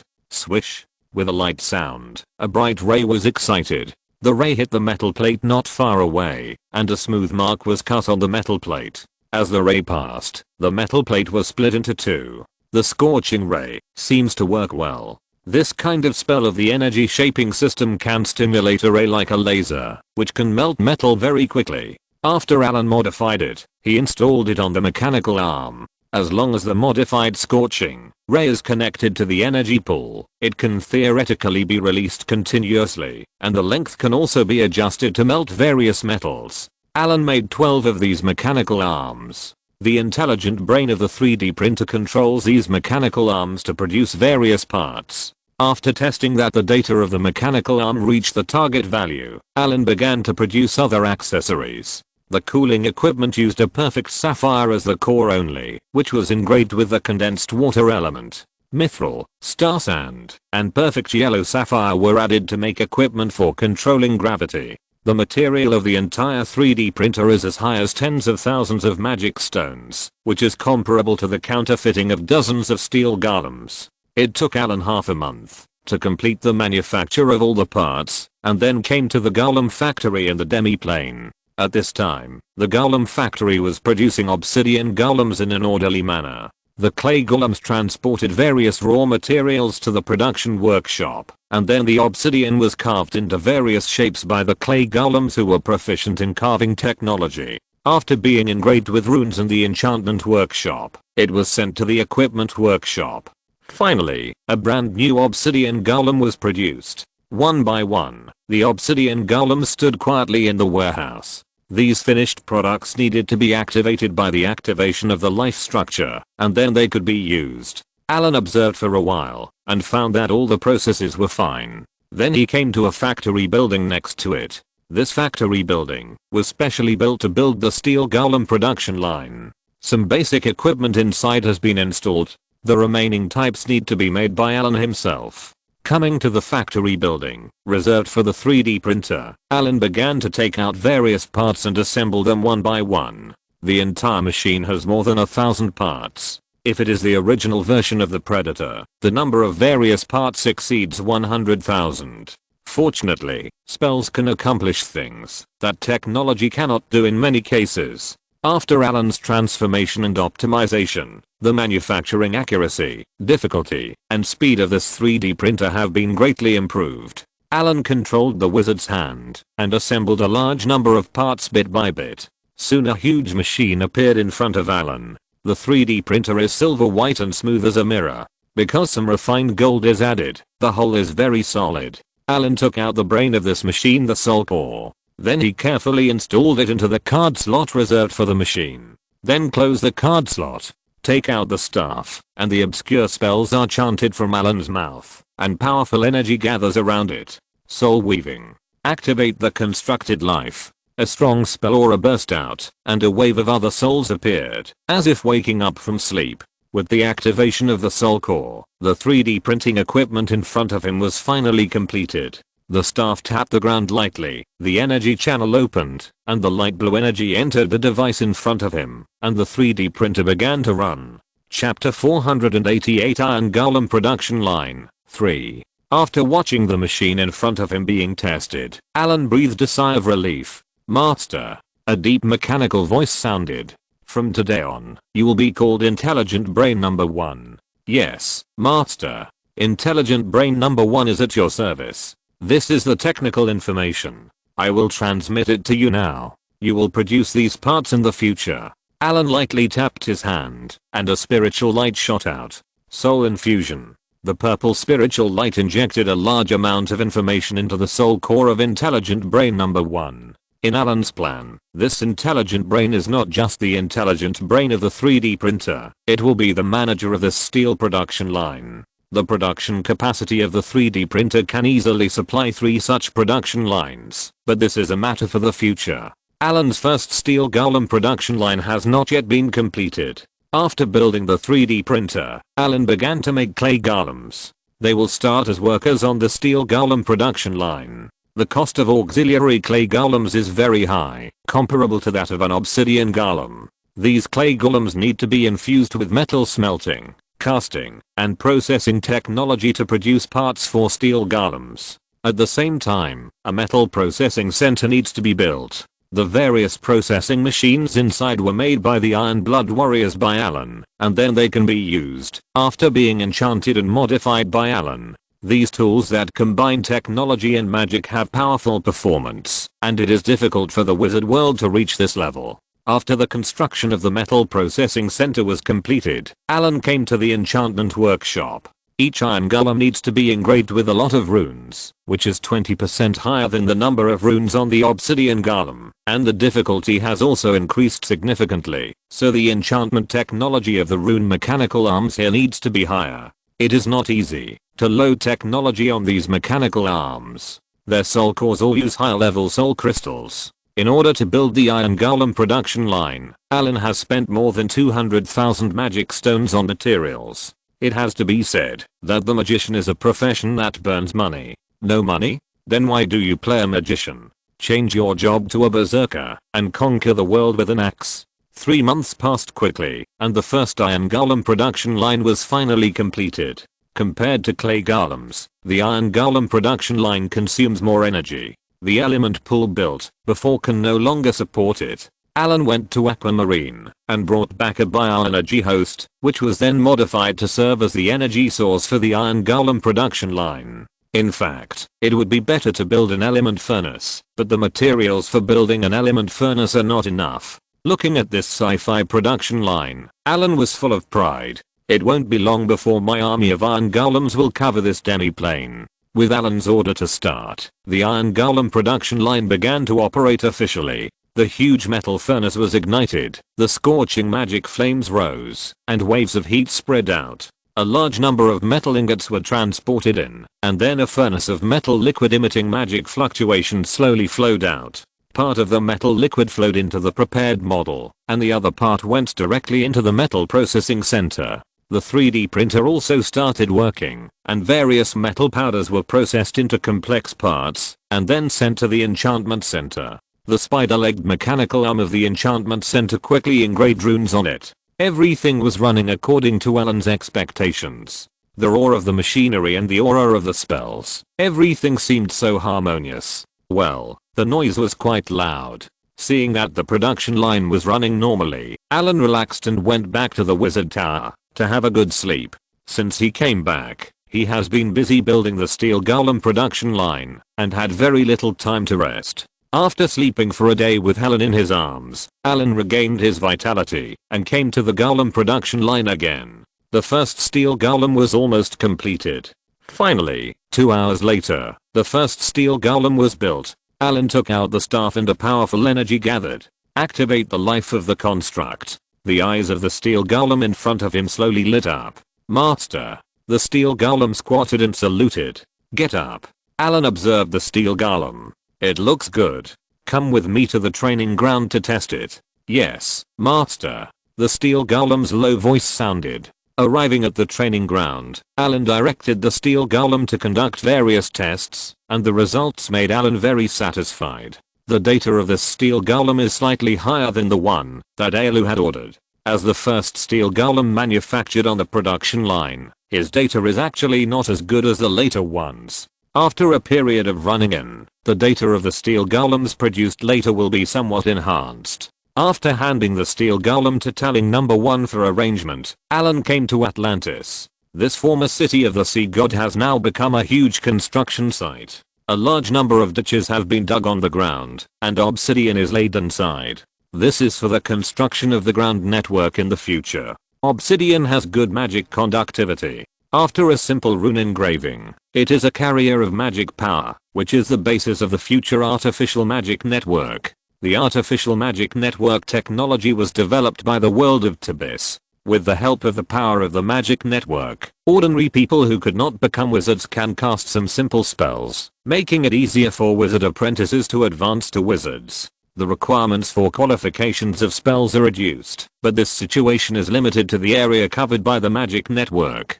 Once leaving the magic network, ordinary people who have gained the ability to cast spells will instantly lose their ability to cast spells. The highest authority of the artificial magic net is controlled by the creator. When necessary, the area covered by the magic net can be turned into a forbidden magic area to restrict other wizards from casting spells. The reason why the great arcanist who owns the floating city can be compared to the gods is largely because he controls the magic net. In ancient times, the goddess of the secret law who controls the magic net was one of the most powerful gods in the world. After the great arcanist mastered the magic net weaving technology, the artificial magic net became the standard of the floating city. The great arcanist in the floating city is equivalent to the gods in the kingdom of God. With the artificial magic net and the energy provided by the elemental furnace, the great arcanist can even cast legendary spells continuously. Watching the dwarfs burying the processed obsidian pieces into the predetermined positions, Allen began to patrol here. After a year of construction, great changes have taken place here. Half of the palace area has been demolished, and 60% of the nobles' residential area has been demolished. These demolished areas will be redivided and rebuilt. Allen's floating city plans to build 7 wizard towers. Allen's wizard tower will serve as the control center of the floating city, and the other wizard towers will serve as auxiliary towers. Allen's floating city plan can accommodate 30,000 people, who provide various services for Allen and manpower for the operation of the floating city. They also provide troops for the Great Arcanist to open up the plane. Chapter 489 Godlike Power. Atlantis, the central city. Everything is going according to plan. Allen has opened up a large breeding farm in the demi-plane. The aliens and dwarves finally have enough food, and the number of construction teams in the floating city has exceeded 2,000. The energy channel in the central city has been dug, and the ground network is now being laid. Helen has been very fulfilled during this period. She never thought that her master would come from another plane and own such a powerful city, although the city now has a small population and is still under construction. After coming here, Helen came into contact with power and knowledge that is completely different from the dark world. After coming here, Helen's life is very fulfilling. Yes, fulfilling. After checking the progress of the project, Allen is ready to move the central city out of the demi-plane. After the ground network of the floating city is laid, Allen is ready to return to the Five Rings Tower to fulfill Dean Alfred's promise. This time he was going to find 2,000 wizards, including wizard apprentices, from the Five Rings Tower to perform overall enchantment and strengthening on the floating city. The entire floating city needed to be reinforced with hardening magic, and this amount of work alone would keep the wizards busy for a while. But before that, Allen needed to place the floating city in a suitable place. Allen had no intention of opening his own demi-plane. Even the Five Rings Tower might not have a demi-plane. A floating city was already eye-catching enough, and with the addition of a demi-plane, those poor wizards would be jealous and crazy. The central city area was not small, and it was not an easy task to move such a large area. It was okay in the demi-plane, and it could be moved after spending some magic power, but after entering the main material plane, it would depend on Allen's own strength. It was not an easy task to fly a small city of 3 kilometers, not to mention that this city was not a floating city. In the demi-plane, Allen stood in the air above the central city area, holding a magic staff in his hand, with a solemn expression. He slowly closed his eyes. The chip had already turned on the maximum computing speed, and an inexplicable aura emanated from him. The next moment, Elu's eyes suddenly opened, golden light surged, and countless data quickly passed through the pupils of his 2 eyes. At this time, Allen seemed to have become a different person, and a high and cold aura came from him, as if he had become a high and mighty god at this moment. Activate the mechanized mind. Activate the elemental realm. Activate the divine power. Begin to analyze the laws of the demi-plane. Analyzing the laws 20%, 25%, 30%. Analyzing the laws is complete. Begin to control the laws of the demi-plane. Control 10%, 15%, 20%, 60%, 65%. Soul control is close to the limit. Activate artifact assistance. Artifact assistance is activated. Controlled 85%, 90%, 95%, 100%. Control completed.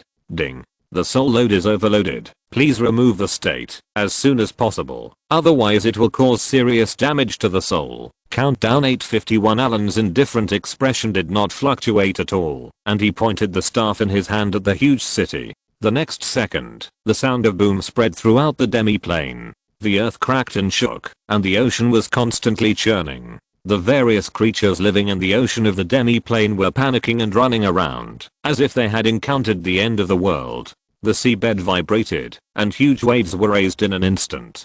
Tsunamis were soon generated. With the continuous vibration, the central city began to slowly separate from the earth. Huge rocks collapsed, and houses collapsed, as if there was an earthquake. The underground of the central city had long been hollowed out by aliens, and only some rock pillars supported it. As the central city began to slowly rise, the stone pillars collapsed one after another. Under Allen's control, a central city like a hill slowly rose. Oh my god.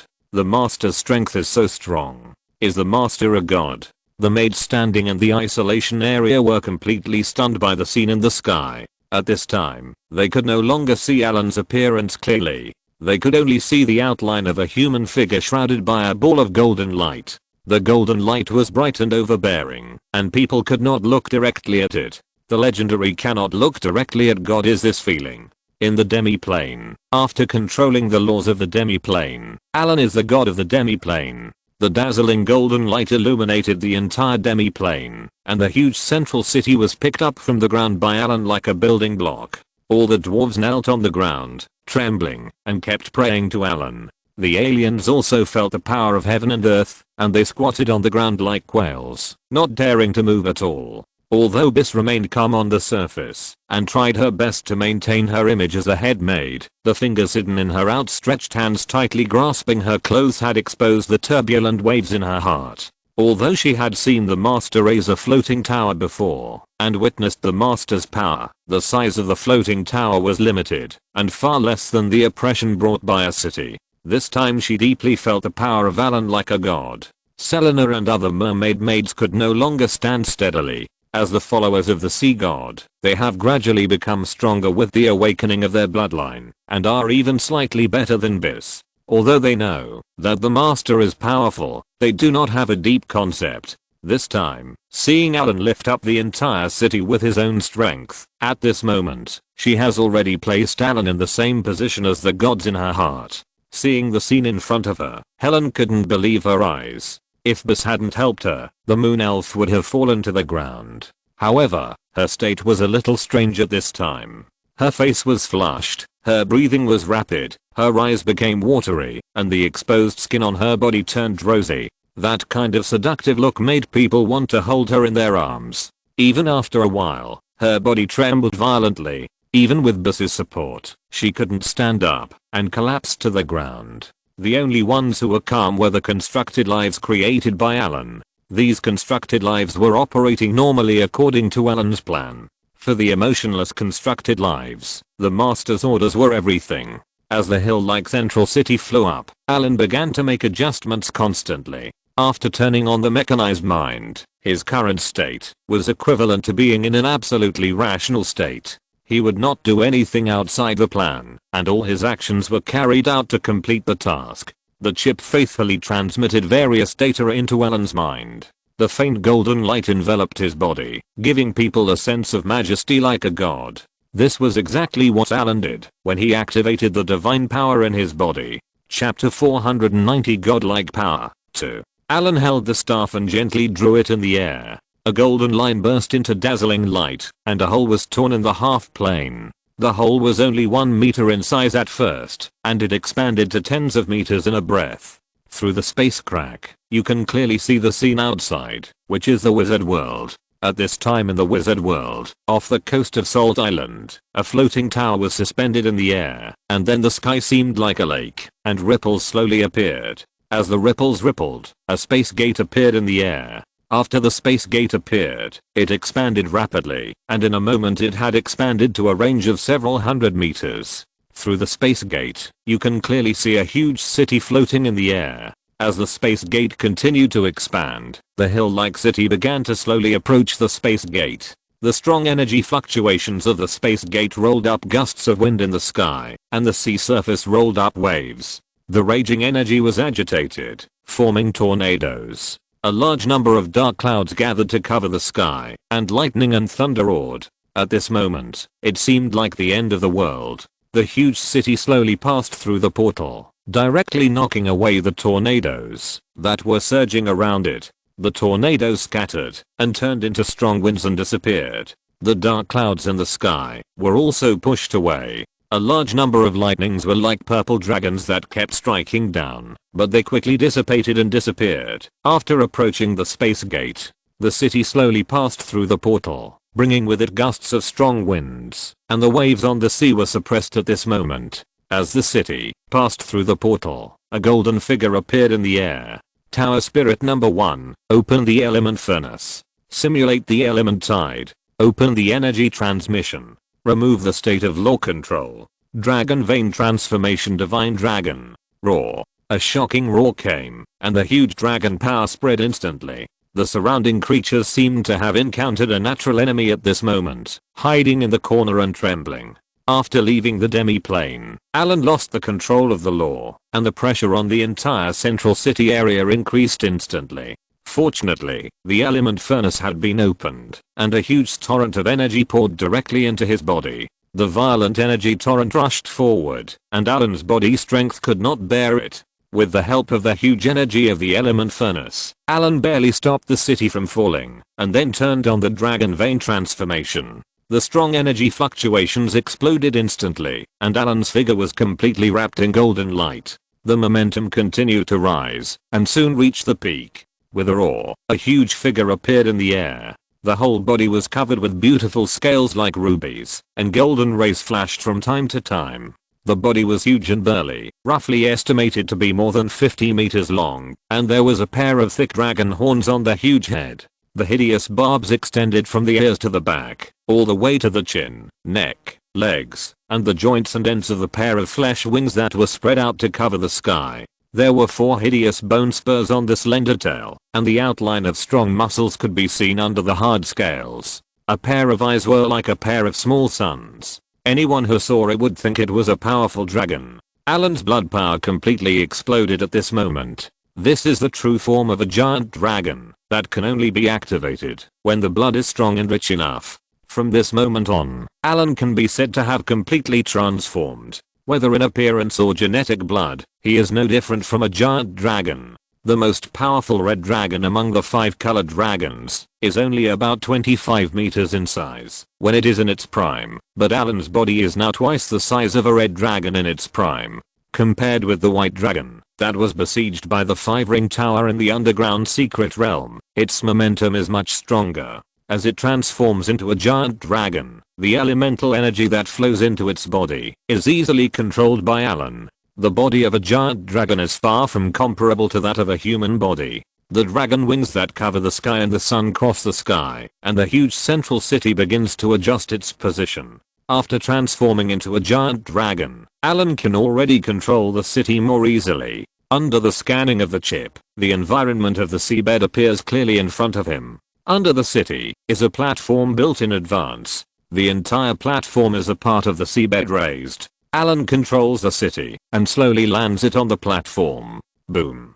A loud sound like an earthquake came, and the seawater was stirred to form huge waves more than 10 meters high. The surging waves hit the city, and the seawater instantly flooded the city and slowly subsided after a while. After seeing the city was placed, Allen's huge body circled in the air, and then a golden light flashed, and he turned into a human form again. Although the body of the dragon just now seemed to be full of infinite power, it was not adapted to that size, and he could not fully control that power. Looking at the city under his feet, Allen's heart was full of a sense of accomplishment. Hundreds of thousands of kilometers away, on a towering spire, an old man in a red wizard robe looked towards the southeast sea. His expression was extremely solemn, and he murmured, "What is this? What a powerful space fluctuation. Northland Plateau, Winter Tower." An elegant figure suddenly appeared on the astronomical observatory. Against the backdrop of the gorgeous aurora in the sky, it was like a dream. The silver long hair was blown by the wind, revealing a pair of silver eyes. At this time, she also looked towards the southeast coast with a look of doubt and uncertainty, and then a nebula began to flow in her pupils. Puff. Suddenly, her body trembled, and another witch behind her hurriedly supported her and asked anxiously, "Sir, what's the matter?" "Ahem, I'm fine. I just looked at the future just now." Wiping the bloodstains from the corners of her mouth, the witch waved her hand and said, "Sir, you can't abuse the prophecy anymore. Every time you check the future, it will consume your life.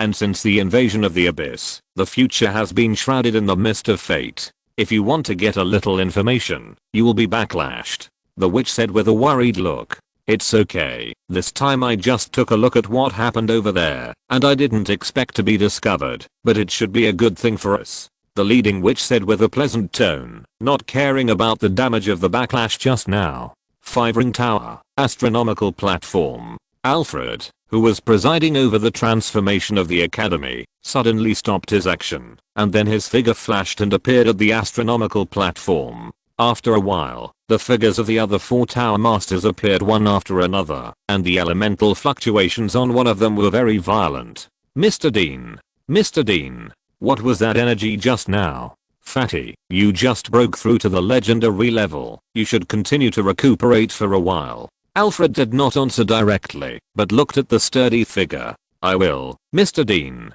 "Yes." Alfred nodded and continued. "Mr. Allen's wizard tower is in that direction. It should be related to him." Typing on a mobile phone in the hospital. What a pit.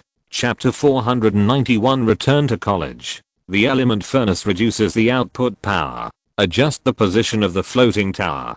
Calculate the landing orbit. Selena, go monitor the orbital coordinates. Allen ordered. Bus. Go and open the base structure of the central city. Open the connection structure equipment. Lower the height of the floating tower. The floating tower slowly lowered its height under Allen's control, and Bis in the central city opened the connection between the floating city and the wizard tower.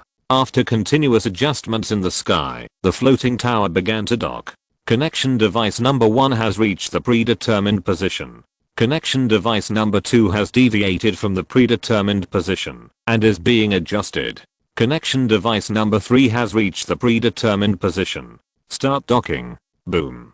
Allen stretched out his hand and touched the central crystal. A large-scale 3-dimensional projection appeared in front of him. The wizard tower was slowly lowering its position to dock with the floating city. The yellow lines on it were the predetermined trajectory, and the bright spots flashing red were the connection points between the wizard tower and the floating city. Next to it was the function of the element furnace, and on the side was the energy value of the floating tower energy barrier and the degree of damage to the floating tower. The huge floating tower slowly landed, and the huge airwave rolled. As the city trembled, the connecting construct successfully completed the docking. The element furnaces closed. Allen breathed a sigh of relief when he saw the floating city docked. The next step was to notify the Five Rings Tower to send someone.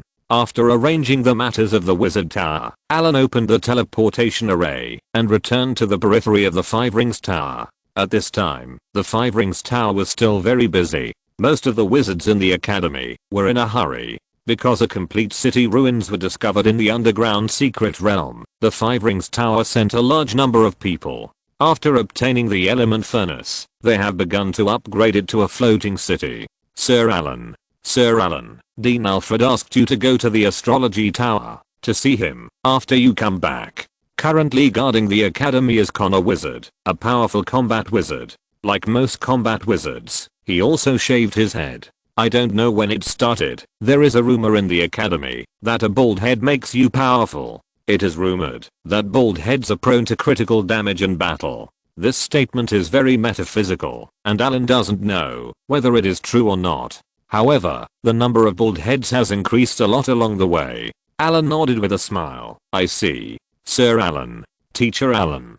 Along the way, people kept leaning over to signal him, and Allen nodded in response. Many unfamiliar faces appeared in front of him, mostly wizard apprentices. It seemed that the academy had expanded its enrollment again. The Five Rings Tower usually recruits students every 3 years, and for remote areas, it only recruits once every 5 or 10 years. Allen's hometown only recruits once every 10 years. Ecological Park. Allen just entered and ran into Lilith.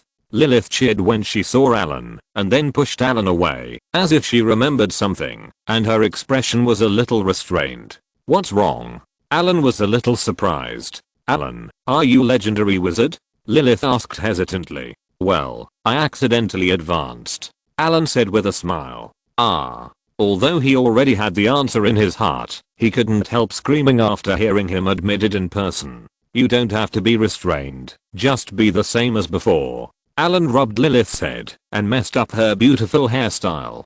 "Hate it." Lilith struggled to escape from Allen's clutches. "By the way, I'm going to hold a banquet tonight. Remember to come." Lilith said hello and left. After returning to the residence in the ecological park, Allen's 2 apprentices had already left. They advanced to become formal wizards last month and were eligible to apply for a place to live. However, Allen's residence was still clean and tidy. He placed a clay golem in the residence and asked him to take care of it and then walked towards Alfred's tower. When Allen arrived at the tower, it was already a little late. "Sir Fatia, congratulations on your advancement to legend." At the door of the wizard tower, he saw the chief wizard of the combat department, felt the majestic elemental fluctuations on him, and congratulated him. "I can't compare to Sir Allen, the wizard who has advanced to legend the fastest in the wizard world for thousands of years." Fatia smiled and looked in a good mood. "Where is Sir William?" Allen asked later.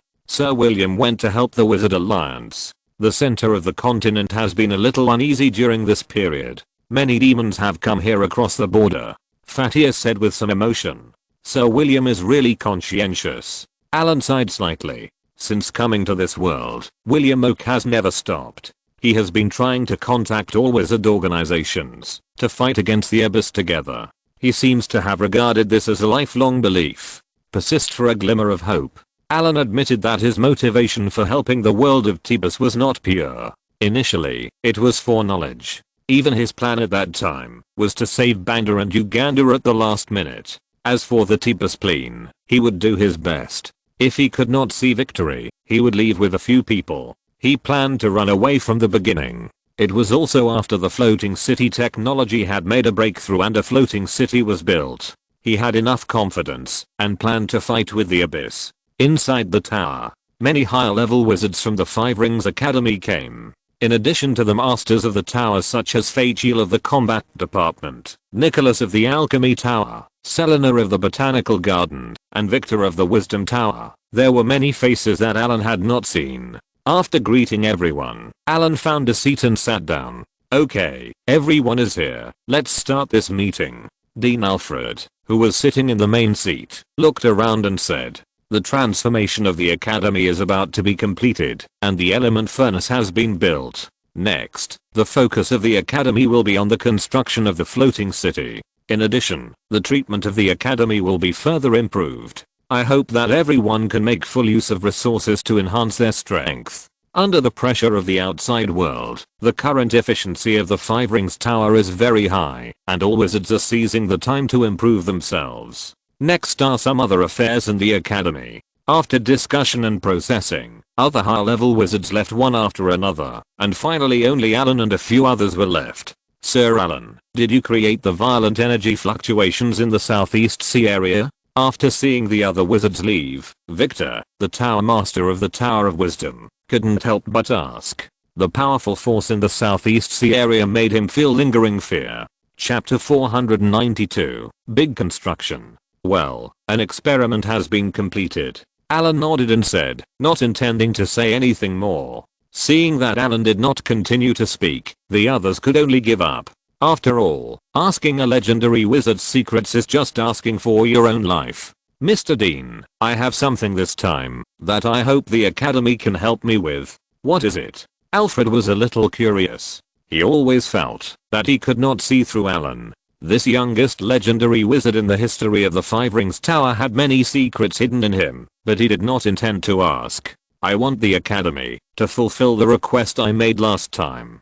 Mr. Allen has already started to build the floating city." Hearing Allen's words, Alfred seemed to understand something in an instant. "Well, now we need the academy to send people to participate in the construction." Allen nodded and said, "I understand. The floating city of the underground ruins is about to be transformed. I will first dispatch a group of people to go there. The rest may need some time to go there, Alfred said after thinking for a moment. Okay, when it's ready, I will open the teleportation array. After discussing the details with everyone, Allen left the tower. In the ecological park, Lilith was preparing for the banquet tonight. Although she had tried many times, her level still did not pass the advanced magic cooking assessment. The cooking skills of several of Allen's maids were better than hers. After enjoying a dark meal at Lilith's place, Allen felt that he did not need to eat for a few days. He really could not imagine that those foods that looked exquisite and beautiful, very tempting to eat, and smelled very tempting, would become an abnormally strange taste after entering the mouth, just like shit that looked like strawberry cake. 3 days later, the first batch of 200 formal wizards were ready. Allen opened a portal on an empty high ground in the Soul Gathering Tree outside the Five Rings Tower Academy. 200 formal wizards entered one by one. As the last wizard entered the portal, Allen's figure flashed and disappeared into the portal. Southeast Sea, off the coast of Salt Island. The residents of Callan City suddenly discovered that a sea city appeared overnight in the outer sea. Countless people were talking about it, and many rumors were quietly circulating here. Some people said that it was the city of Poseidon, which had the artifact of Poseidon. Mastering it would allow you to control the air and the ocean. Some people said that it was a mirage, which could only be seen but never obtained. Some people said that it was the Lost City, a city built by the legendary Pirate King, which had countless wealth. As a seafaring nation, the residents of Port Callan were also full of adventurous spirit. Although Allen had asked Earl Anthony to issue an order prohibiting ships from approaching, people were always curious, and a large number of small boats rushed forward, but naturally nothing was gained. Allen cast a maze outside the entire city. Not to mention that these ordinary people could not approach. Legendary wizards could only be dizzy after entering, and could not get close to the city at all. As a result, there were more legends about this city, and they began to spread around. The legend of the Sea City spread. On this day, a teleportation aura lit up, and more than 200 formal wizards appeared in the city. Wow, this city is actually built on the sea. Look, what a tall wizard tower. Hey, there are so many mermaids here. A group of formal wizards who had just advanced to the next level were excited to visit the floating city. They had admired this highest achievement of wizard civilization for a long time. Okay, be quiet, wizards. Allen appeared on a high platform, looking down at the crowd below. I know you are very curious and want to visit this city. Allen paused and continued after seeing everyone looking at him. This request is not excessive, I can meet it, but before that, you need to understand the rules here. You came here because the college and I reached an agreement. In exchange, the college helped me build the floating city. Originally, the college has already paid your salary, but I decided to give you some benefits. Allen looked at the crowd below and the rune coders who were about to enter the construction site and smiled slightly. I don't need to say much about the value of knowledge. As wizards, you all know that every job here will earn you some points after completion.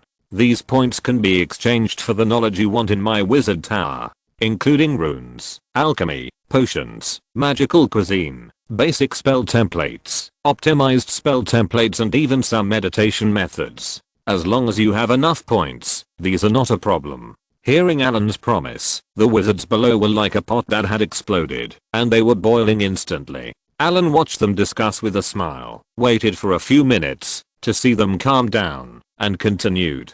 Sir Allen, can points be exchanged for other items? A wizard stood up and saluted and asked. Yes, make an exchange list, and the things on it can be exchanged. Golem puppets, magic gems, magic potions, and various magic items. At that time, I will set up a public notice board outside the wizard tower. Looking at the many excited wizards, Allen chuckled in his heart. These things are not cheap. If you want to exchange them, work hard, young man. But before that, I need to tell you about the rules here. In my city, you are not allowed to use any offensive spells, hurt people, rob, or steal. Everyone will have minimum work standard every day. If you fail to meet the minimum work standard, I will deduct points according to the amount of work that is missing. But please rest assured that, as long as you don't slack off, you will definitely be able to complete the standards I set. If you violate the rules here, you will be deducted points according to the severity. If the consequences are serious, although your life will not be in danger, I will let you see the methods of a legendary wizard. Allen said in a cold voice. The originally lively situation in the square suddenly became deserted, and many people shuddered directly, as if they had suddenly entered a cold winter. Of course, I will give rewards to those who abide by the rules, and the rewards will not disappoint you. Now you will divide yourself into 5 groups. Each group will select a team leader and 2 deputy team leaders, and then go to the wizard tower to receive your respective tasks. Every month, I will rank the amount of work you have completed. For the group ranked first, all members can get a reward. Every time you complete a task, I will send someone to check it. If it is unqualified, not only will there be no points reward, but you must also pay a fine and make up for the wasted materials. If you're listening to this novel on a channel other than Fanfic World, it means they downloaded and uploaded it without effort. We cordially invite you to visit our channel, Mundo Fanfic Novelos. There you'll find the original version of this story and you can explore many other novels of various genres. We're waiting for you to immerse yourself in a world of incredible novels. Chapter 493, Big Construction. 2. Everyone who comes here will have magic crystal. This is a tool to record your points. The magic crystal will be engraved with the soul and cannot be changed. If it is lost, then sorry, you can only spend money to reissue it. The points in it will be based on the records in the tower spirit. How many points will be at that time, it is not up to me. Then Allen returned to the wizard tower, and then those wizards seemed to distribute it by themselves. Allen began to prepare to exchange items. He got a lot of things in the Diablo world. Many things were useless to him, but they were good things for those formal wizards. A lot of equipment dropped in the Diablo world. Although these equipments were greatly reduced in power due to the change of rules, after leaving that world, they can still be used. The effect of causing an additional 50% damage to undead creatures has become 50 points of damage, which is equivalent to the damage effect of a secondary spell. As for those who increase the skill level, it has become a skill that can be used several times a day, requires charging. Allen has thousands of these equipments, and they are still increasing with the development of the Diablo plane. In addition to these, there are also various light mana or life potions. These potions cannot be synthesized, so they are all used by Allen as exchange items. Allen soon sorted out the various exchange lists and handed them over to Tower Spirit number 1. Tower Spirit number 1 will conduct various transactions with those wizards. With these reward systems, these wizards sent by the academy burst into great enthusiasm. Originally, they came here because of the order of the academy. Although they did not slack off, they were still a little emotional. However, after seeing what Allen took out, they became extremely diligent. Some people even asked Allen if they could apply to join the floating city after it was built. After being reminded by this wizard, Allen instantly thought of another way. Sell household registration. The floating city gets the right of residence. After the floating city is built, these people can apply for the right of residence, but the right of residence requires points to exchange. The black-hearted contractor Allen is going to set this value higher. After these formal wizards exchanged their hard work for points, they were taken away by Allen with a household registration certificate. In general, it is equivalent to working for Allen for nothing. As for whether anyone is willing to exchange, as a floating city, if Allen opens up the right of residence, wizards from the entire wizard world will rush to squeeze in, and when they join the floating city, they will be equivalent to Allen's labor. You have the right to reside in the floating city, but you don't have a house. All the houses belong to Allen, which requires you to pay points every month to obtain residence. All other food, clothing, housing and transportation all cost points, and there are many ways to get points. You can get points by working for Allen, fighting or accepting various tasks, or you can also get points by donating resources. In short, these points are equivalent to currency, and Allen, the black-hearted city lord, is not even going to make paper money or metal currency. He directly uses information currency. All points will be recorded on Tower Spirit number 1. When you want to exchange, you can directly cross it out, and you don't have the opportunity to default on your debts. It is equivalent to these wizards who have worked hard to build the floating city and then exchanged for a right of residence, and then they will become Allen's free labor, and they will be exploited all the time. If you want to do experiments, you can have a special laboratory, you can use it, as long as you spend points. If you want knowledge, you can have points. If you want to eat, you can have points. Originally, Allen planned to recruit some followers, or kidnap some civilians. Now he decided to sell the right of residence in the form of points. Doing this doesn't even cost any money. You can get a large number of hard-working wizard workers, and at the same time build the floating city. Zizzy, I'm really a genius. The black-hearted contractor, the new generation of real estate developer, and the evil capitalist Allen Farkus was lying on the top floor of the wizard tower, looking at the busy wizard workers under his feet, and said with a comfortable face. Selena's slightly cool little hands behind him gently massaged, and Helen brought a piece of ice glass fruit to his mouth. Biss squatted next to him, and read various materials to him. This is the correct way to open a wizard. As time went on, batches of wizards were sent here by the Five Rings Tower, and Allen's floating city was constantly improving. In a month, the overall reinforcement of the floating city was almost completed, and the entire city was blessed with hardening. The next step is to engrave rune arrays in each area. The construction of the floating city requires a lot of supporting facilities. In addition to some core parts, Allen drew blueprints for other places, and asked Tower Spirit number 1 to divide them, and distribute them to many wizards, including gas exchange rooms, air conversion rooms, and ecological environment circle construction. These are divided into thousands of projects. As for the anti-gravity device of the floating city, Allen did not give it to anyone. After accumulating materials for such a long time, Allen has accumulated enough construction materials. The energy core of the floating city also needs to be built. The information of the element furnace has been completed. The small element furnace has been installed on the floating tower. The energy core required by the floating city is more than 10 times that of it. After obtaining the exchange materials from the world of Tibis, Allen began to refine it. With sufficient manpower, the construction of the floating city is changing with each passing day. If the Mr. Relock device, artificial magic net, etc. are not counted, Allen calculated that the entire floating tower will be completed in about half a year.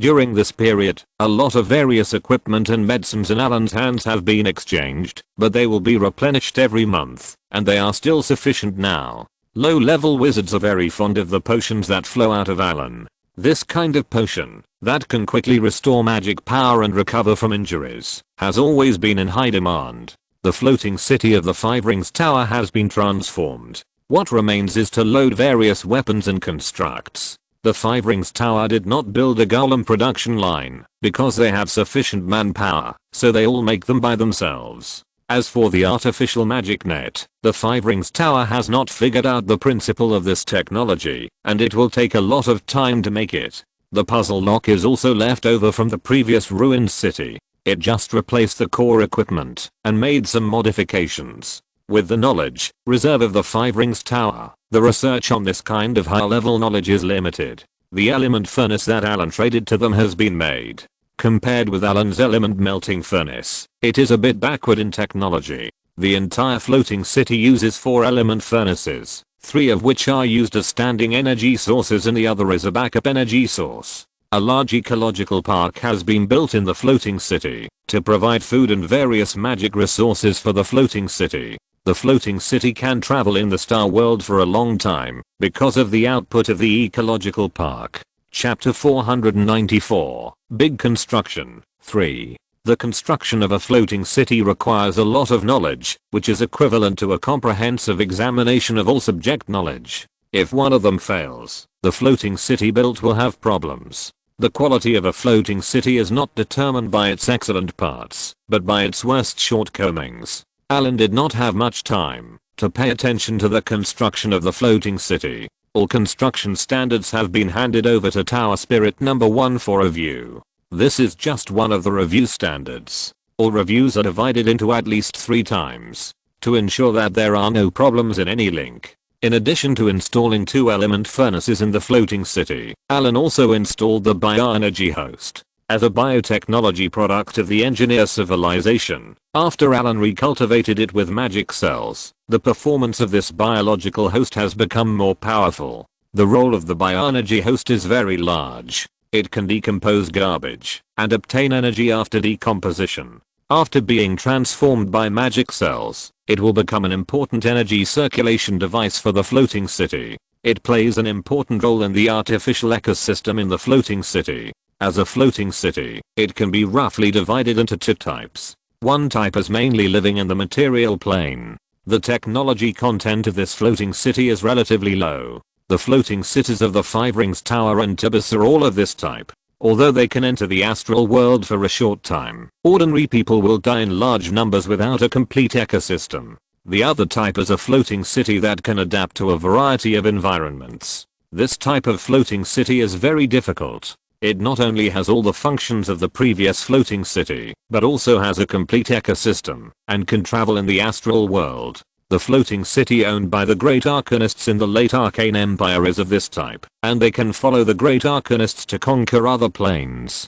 Traveling in the astral world is not simple, because there is no air, water, food and other necessities for survival in the astral world, so the environment of the floating city is as close to the material plane as possible, and it can produce various living materials in a stable and long-term manner to supply the lives of ordinary people, because the cornerstone of wizard civilization or spellcaster civilization is ordinary people. Although they are weak and short-lived, they can continuously inject new blood into wizards or spellcasters. Only by continuously infusing new blood can wizard civilization exist for a long time.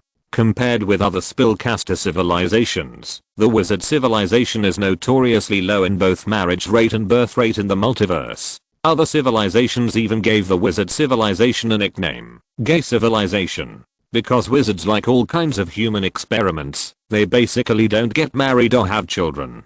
The nickname gay civilization was first used by the red-robed wizards. This is an evil and dark wizard civilization. Apprentices are excellent experimental materials for them. They like to shave their heads and get tattoos. And basically all red-robed wizards are male.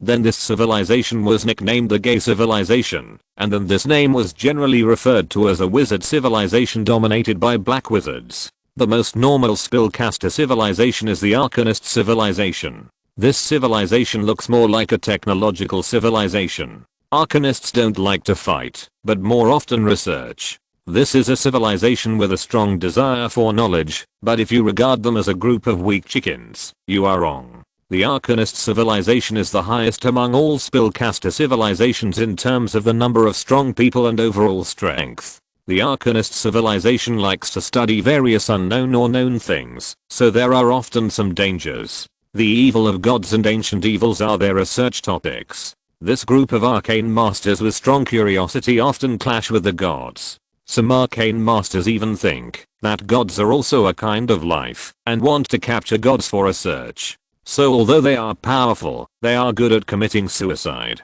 The arcane civilization is the most friendly civilization to ordinary people, because the entire civilization is shrouded in magic nets. Basically everyone can cast some spells, most of which are 0 ring or 1 ring tricks, and the most complete training mechanism. For talented people, this is the best way to advance. In comparison, if the wizard civilization is a white wizard, it's okay, but if it's a black wizard, haha, according to relevant statistics, the success rate of black wizards is less than 1%, which means that not 1 out of 100 wizard apprentices can become a wizard. The success rate of arcane masters is also the highest among many spellcaster civilizations. As long as you study the 9-year compulsory education of arcane masters seriously, there is a 70% chance of becoming an arcane master, greater than the probability of college entrance examination. The civilization of spellcasters that values blood relationship and looks the most is a warlock. The warlock civilization relies on blood.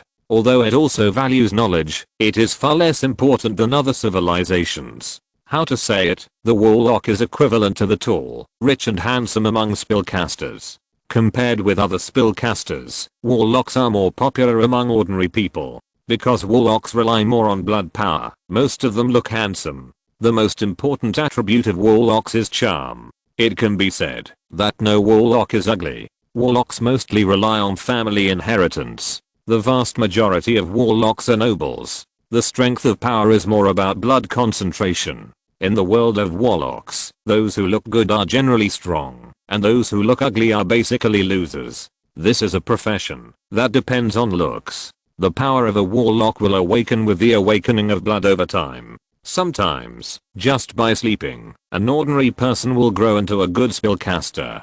Compared with the miserable wizards and arcane masters, warlocks are a tall, rich and handsome profession. They only need to eat and sleep, and their strength will steadily improve. And the most important thing is looking handsome. Warlock families are generally large, and they always like to give birth to as many descendants as possible. The blood of warlocks will gradually weaken as they reproduce, so they will use many methods to slow down this trend. For example, in breeding, almost all warlock families will marry close relatives. So if one day you see a warlock family, a brother marries a sister or a cousin, don't be surprised. There are even more weird stories, such as a man marrying many women. Well, if I continue, it will be 404. In addition to these, warlocks and wizards or arcanists have instant spells, because these are their innate abilities. In addition to the ability to cast spells, most warlocks are also physically strong. They are the strongest among all spellcaster civilizations. Basically, all magical species have stronger physical strength than humans. However, warlocks also have great limitations. Because of blood, warlock spells are related to the source of their blood, and it is difficult to surpass their blood source. Compared with wizards and arcanists, the types and number of spells are far behind, and they are heavily dependent on blood. Chapter 495, Big Construction. 4. If others know your bloodline ability, they can design a special battle plan to restrain you. However, arcanists and wizards do not have this shortcoming. They have mastered enough spells to deal with most problems. Warlock civilization is rare, because most of them are families due to bloodline, which is completely different from the college system of wizards and arcanists. In comparison, warlocks are more like nobles, arcanists are more like scientists, and wizards are more miserable. In addition to these spellcaster civilizations, there are also shamans. This kind of spellcaster civilization is quite primitive, bloody, and rough. Shamans originated from the primitive worship of tribal civilization. They believe in ancestors or natural spirits. The spell system is chaotic and the use of power is quite primitive. But this does not mean that shamans are not strong. On the contrary, because of blood, roughness, and primitiveness, the destructive power of shamans should not be underestimated. And shamans are best at the voodoo school. This school likes to study some strange things, all kinds of insect poisons, which are very weird and vicious when they are cast, and many times, if there is no blood, these things will often backfire. In addition to these voodoo schools, the most popular is the witch medicine school. The shamans of this school will use various plants or other things to refine some magical medicines with magical effects. They can communicate with the spirits of nature and use the power of the spirits of nature. Generally, shaman civilization exists in the form of tribes. A tribe is a shaman heritage. Most of the people in the tribe are ordinary people. There are only a few shamans. It may be because of the inheritance problem that it is not much easier to become a qualified shaman than a wizard. In the multiverse, the most shamans are orcs, and the others mostly exist in some primitive tribes. Compared with wizards, warlocks, and arcanists, the advantage of shamans is that they are cheap enough to save money. Compared with those spellcaster professions that cost a lot of money, shamans can be said to be the cheapest. At most, they just look for some strange things to refine medicine. Shaman civilization is generally not powerful and often depends on gods or natural spirits, indigenous gods, demigods, etc. Shaman civilization is the earliest form of spellcaster civilization. According to existing data, shaman civilization can be traced back to Wukio civilization, which is an ancient snake civilization. In the early days of the multiverse, snakemen were all over the plains. They were shamanic civilizations based on tribes, and they liked to use various insect poisons to make some vicious things. As time goes by, various spellcaster civilizations are no longer pure single civilizations, and they have more or less integrated the knowledge of other civilizations. The most obvious one is the wizard civilization. The blood wizards in the wizard civilization are borrowed from the warlock civilization, and the white wizards are also integrated with the arcane wizard civilization. The same is true for the warlock civilization. Many powerful warlocks will work in dual professions, taking into account warlocks and mages or warlocks and wizards. The wizard tower was first created by the wizard civilization, which can be traced back to the time of the wizard king. At that time, the wizard kings were powerful wizards. Each wizard king would rule a vast land, and each wizard king represented a country. The wizard king built the wizard tower as a symbol of their rule. The knight is a profession created by the wizard king, which is equivalent to their minions, assisting the wizard king to inform the country. In that era, the witch king was the strongest, and everyone served him until the age of faith rose and the witch king's throne was broken by the gods. The arrival of the age of faith in gods also represented the emergence of other professions, and the name of the wizard gradually became a mage or an arcane master. Then the arcane master experienced the thorium age, also known as Netheril, and built a floating city on the basis of the wizard tower, and then the floating city became glorious during the arcane empire. The floating city built by Allen was prepared to explore the astral world, so his floating city needed to be able to survive in the astral world for a long time. It can be self-sufficient and drift in the astral world for hundreds or even thousands of years, so the ecosystem is a severe test. Allen once built a small ecosystem for experiments, just like the experiment of Ecosphere number 2 in the United States in his previous life. At the beginning, it often caused ecological imbalance due to various reasons, and the ecosystem in the laboratory collapsed, causing the experiment to fail. The main reason for the failure of the ecosystem is that the species in it are not diverse enough and the food chain is fragile. Sometimes a small problem will cause biological ruptures, and then trigger a series of problems, leading to an imbalance in the ecosystem and then collapse. Allen conducted a lot of research, and conducted many simulation experiments with the help of chips and the powerful computing power of the Tower Spirit number 1. Finally, he made a breakthrough, after obtaining the biotechnology of the engineer civilization. Allen didn't know how the great arcanists and the arcane empire solved this problem. The engineer civilization solved this problem with the help of many technologies such as the bioenergy host, gas reaction chamber, climate control center, ecosphere system, soil transformation technology, etc. Allen obtained this complete set of ecosphere transformation technology and conducted a large-scale planet transformation experiment on the aquamarine star. He collected a lot of data and designed an ecosphere system by combining various spell knowledge and spell effects. This ecosphere system can sustain a large city of about 100,000 people and survive in the star realm for hundreds of years. With the help of the bioenergy host, tower spirits and many facilities for regulation, it can wander in the star realm in a self-sufficient manner. The most important thing is to have a strong enough tower spirit, because the ecosphere system will feed back a lot of information at all times, which needs to be calculated by the tower spirit, and then regulated according to the data. If the tower spirit's computing capacity is not enough and there is no regulation of various equipment, there will be no major problems at the beginning, but as time goes by, various small problems will continue to accumulate. After several years or decades, the quantitative change will cause qualitative change, and the entire ecosystem will completely collapse in a short period of time. If it is in the process of exploring the astral world at this time, then except for a few spellcasters, other civilians or spellcasters with insufficient strength will die soon.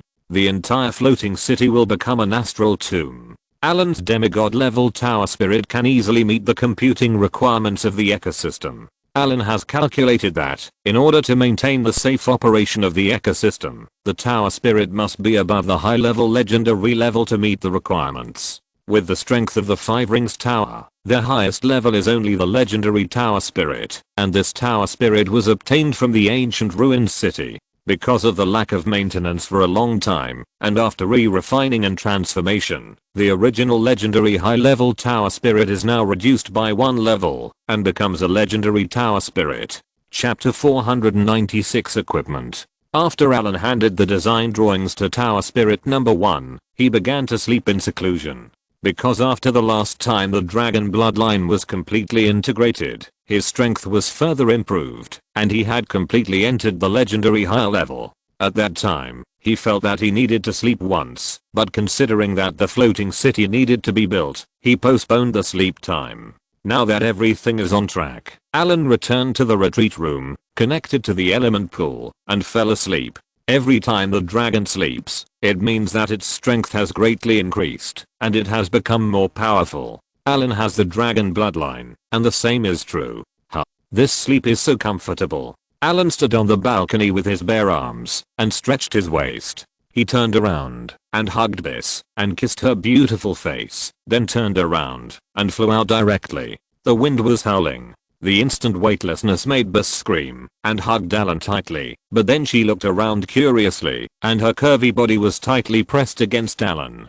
Sure. A team of huge dragon wings appeared, and then the body stopped a few meters above the ground, and then suddenly rushed into the sky. The strong airflow blew the trees on the ground to the ground. The feeling of rapid ascent made Biss feel excited. Holding Allen and looking around, the silver bell-like laughter spread far away. Allen, who woke up again, felt full of strength, and his control over strength was further improved.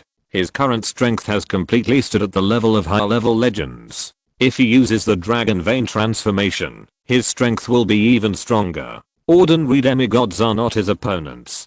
Dragons are powerful creatures in the multiverse, and their footprints are all over the plains. There are more powerful than dragons, but there are no dragons that are stronger than dragons, and no dragons that can be born are stronger than them. After flying in the sky with Biss in his arms, Allen returned to the balcony, and then the huge dragon wings quickly shrank and disappeared.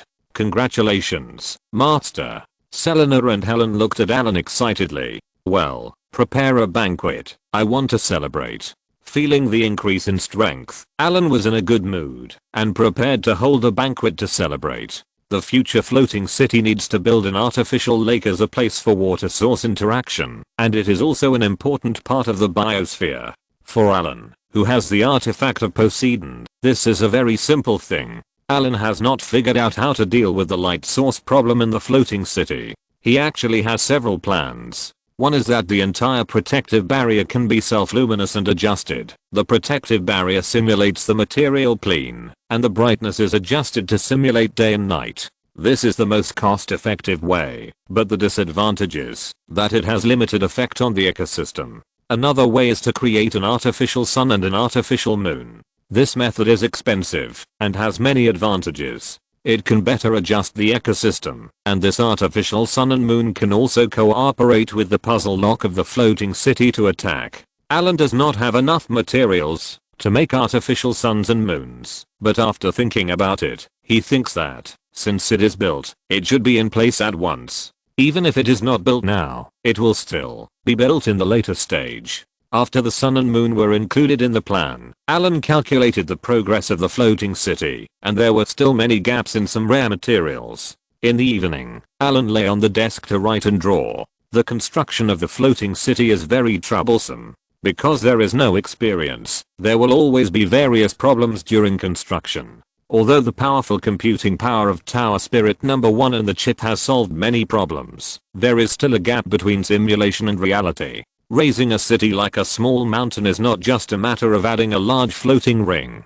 And Allen must also leave necessary space for the future upgrade of the floating city. Now the element furnace is only element fission. When the more powerful element fusion is developed, the energy generated by the new element furnace is dozens or hundreds of times that of element fission. When the floating city becomes even bigger, Allen will also upgrade it, based on the current floating city. Tap, tap, tap. A burst of light footsteps came, and then the figure of the little maid Biss appeared at the door of the study. She was wearing a black tights today, showing her curvy figure vividly. The drow elves have a good figure, and are more flexible than humans. They can do many actions that humans cannot do. Biss is also a shadow assassin. All assassins are masters of judo, and their body flexibility is exaggerated. They can use postures that ordinary people cannot do in battle. Ordinary armor cannot meet their requirements. Especially after Helen came to the wizard tower. Both of them were elves, but one was a surface elf and the other was a drow elf, and there were some signs of mutual competition. Allen did not intervene in the small competition between them. After all, he was the ultimate beneficiary. The tights that Bis wore today were nano combat suits made by Allen, combining the technology of engineers and iron warriors, and then these combat suits were enchanted with spells. Although it looks very thin now, its defense is not weak at all, and it also has some bonuses to physical fitness.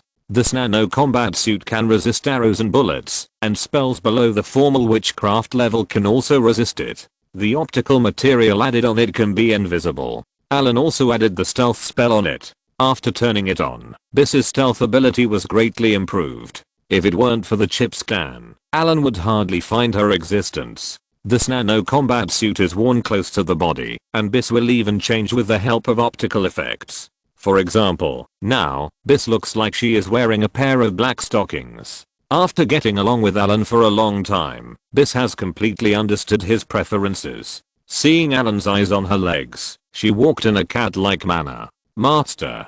Biss walked lightly in front of Allen, curiously poked her head to look at the drawings on the table, then curled her lips and shrank back. "What do you want from me?" After staying for a long time, Biss found that her master was good in everything. He was rich, peaceful, not arrogant, and had a mild temper. He was very good to his subordinates and maids. But the only problem was that he liked to let them learn spells, and often said that DOC war had no future, and magic was the future. Get rid of those complicated maze-like graphics. It makes me dizzy just looking at them. How can you let us learn? And I'm an agile professional shadow assassin, not a wizard. Why should I read so many books? And those weird aerodynamics, shooting parameters, parabola theory, functions, what are they all connected to each other? What's the point of learning these? Chapter 497 Ring. Relying on his strong military power, he always forced her to learn spells, read books, and memorize all kinds of knowledge. He even gave her some test questions, such as 5 years of simulation, 3 years of college entrance examination and Hengshu secret papers, which made her head swell. And if she failed, she would be punished. He always compared her with those mermaids. You should know that mermaids are born wizards with blood talents. He often said with confidence, how can you be strong without learning? Why are warriors beaten? It's because they are stupid. They only know how to charge, spin, and chop. They repeat them after they are used up. These routines wizards are already familiar with them. They know what you are going to do by looking at your starting moves. So how can you fight? You are here. Allen put the drawings aside, leaned back, and lay on the sofa. Biss came to the side very skillfully and stretched out her hand to massage. This is for you. Allen handed over a ring. Biss took the ring and her face flushed slightly. This ring is made of a silver metal and is engraved with many patterns that she cannot understand but thinks are very impressive. The patterns are integrated and the ring is inlaid with 6 dazzling gems which sparkle in the sunlight. Master, is this for me? It's so beautiful. Biss looked at Allen with sparkling eyes. Her heart was beating like a deer. After being in contact with Allen for a long time, Biss also understood many human etiquettes, such as rings. If a man gives a woman a gift, it means courtship. Although she has lived with Allen for a long time, Biss has no resistance to the gifts given by Allen. This is an enchanted ring for you, Allen said with a smile as he looked at Biss's sparkling eyes. You are a melee profession, and assassins are famous for being fragile. This is specially made for you. Carry one with you just in case. I used space skills to inlay 6 perfect level magic gems on the ring, which can increase spell resistance. Energy attacks with spell strength lower than that of a 2nd level wizard are ineffective, and those with strength higher than this will weaken the power by 60%. In addition to spell resistance, there are 2 steel golems stored in it, which are left for you to save your life. The ring has an escape spell. As long as the enemy's strength is not higher than mine, you can use it to get rid of the lock. Life-saving stuff. It seems that the master cares about me very much. Biss's face was a little sweet and touching at this moment. Although she has always been a maid, her help to Allen is very limited. She can't cast spells, and even the mermaids who came later are stronger than her. The only advantage is that she has been with Allen for the longest time and controls various factories in the city of Kalin. With the increase in the strength of many mermaids and the arrival of Helen, Biss felt that her value in the wizard tower was getting lower and lower. But she didn't expect that the master actually regarded her as the most important. At this moment, Biss felt an indescribable sweetness in her heart. She was very familiar with the iron golem. This 4-meter tall giant was powerful and most importantly, thick-skinned and tough, making it the most suitable bodyguard. Even if she encountered a powerful enemy, she could still escape, even if she couldn't defeat the iron golem. The combination of escape technique and teleportation scroll could easily escape. "Thank you, Master."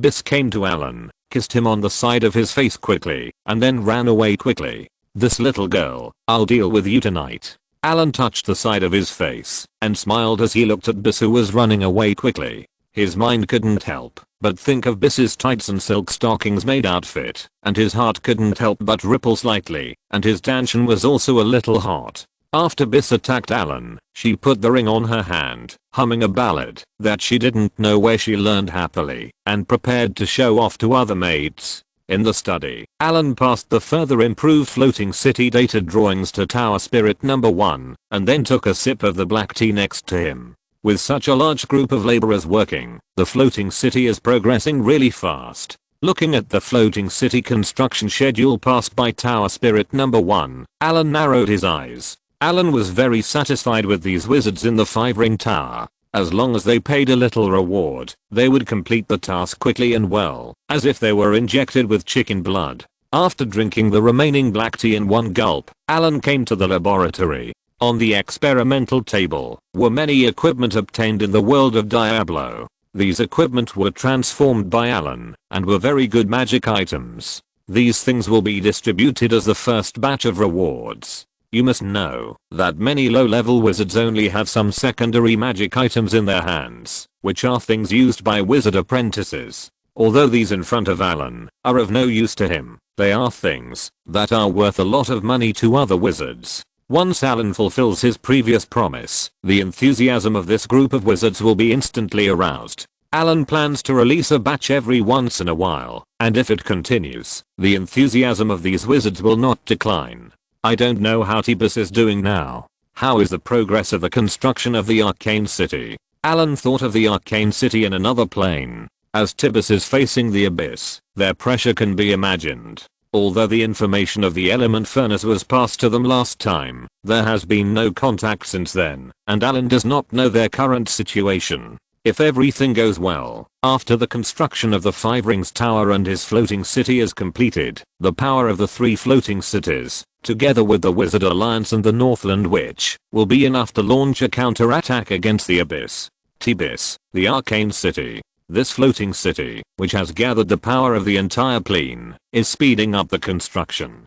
Since obtaining the complete information of the element furnace, a research team composed of the best alchemy masters has been formed to study and research. After thoroughly understanding the technical information, a large amount of materials have been transported here for refining. Unlike the 5 Rings Tower, Allen's floating city is different, because it gathers many schools of thought and the area of the floating city is further increased, so this floating city needs to install 5 element furnaces. While many alchemists are building, the Abyss has accumulated strength for a period of time, and launched an attack again.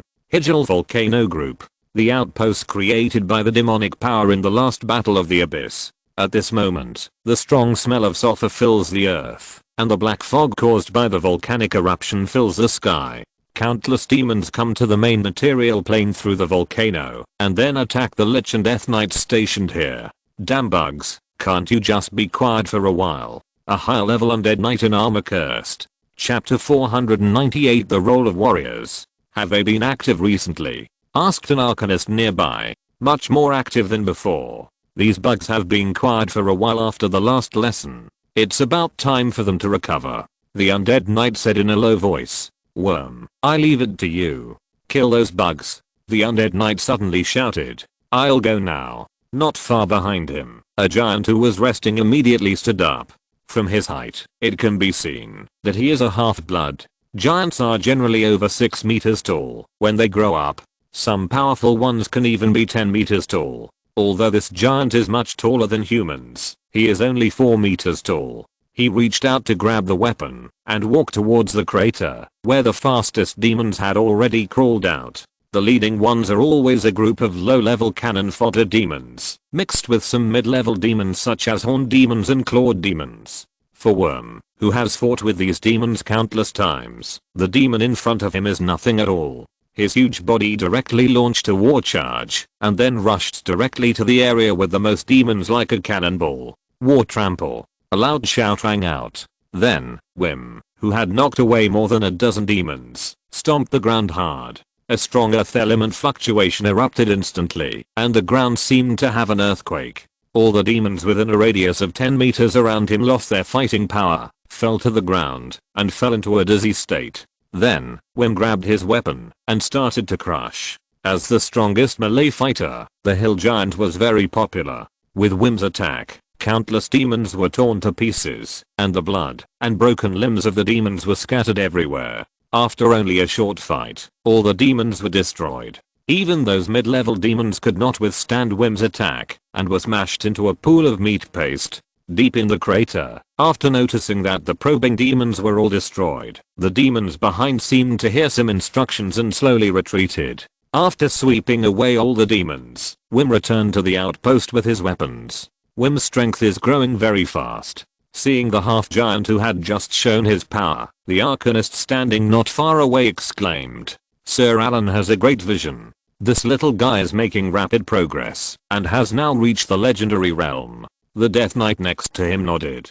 Compared to spellcasters, the world of Tibus lacks high-level warriors. It is much more difficult for melee professionals to advance to legendary than for spellcasters. Moreover, after a spellcaster advances to legendary, his lifespan will be greatly enhanced, and there are many ways to prolong his life. It is not difficult to live for 1,000 years. Warriors are not like that. All melee professions will have a longer lifespan after advancing to legendary, but the total lifespan is only about 200 years. If they have been injured too much before, their bodies will have many hidden injuries, and they may even only live for more than 100 years. In the Abyss Invasion War, the death rate of warriors is also the highest, which has caused a shortage of high-level warriors in Abyss. If it were not for this group of high-level Death Knights, the situation of the warriors would be even more difficult. On the battlefield, the real damage output still needs to rely on these melee professionals. A legendary spell can kill tens of thousands of demons, but a legendary caster can release several such spells. For a strong melee profession like the giant, just the warm-up just now has killed hundreds of demons, and he only consumed some strength. A strong warrior can continue to output for a day or even longer at this speed. In contrast, the caster is not good, and the endurance time is completely incomparable. In addition to these, melee professions have another role. Compared with the high-ranking casters, ordinary soldiers are more willing to trust a warrior who charges with them. High-end casters position themselves as controlling the field, so that they can move forward and backward freely in battle, and will not worry about self-protection at all. Control the enemy's powerful targets at critical moments, to create opportunities for melee professions. As for turret-type casters, although their attacks are sharp, they can easily drain themselves, and then take time to recover. Although Allen likes to burst out and use spells to wash the ground, it is because as a Dragon Vein wizard, the magic power in his body far exceeds that of his peers, and his physical fitness is strong, so he does not have to worry about the problem of running out of magic power and his own safety. Now Tibus lacks this kind of backbone force. Although a large number of puppet golems have been made, the role played by a strong warrior on the battlefield is not just that. Morale is also a very strange factor. On the battlefield, the army led by a victorious general and the army led by an ordinary general are two completely different concepts. Even if the quality of the soldiers is exactly the same, the role they play is very different. At that time, the human empire blocked the abyss for decades with its own strength. Although there was a reason for the strength of the human empire at that time, the role of those famous battlefield generals was greater. Especially when a brave and invincible general led the team to charge. It was a time when the attack power of this army was the strongest. At that time, more than 100 mountain giants faced a demon army. The posture of the giant army charging directly broke through the 100,000 demon army and killed a secondary demon lord.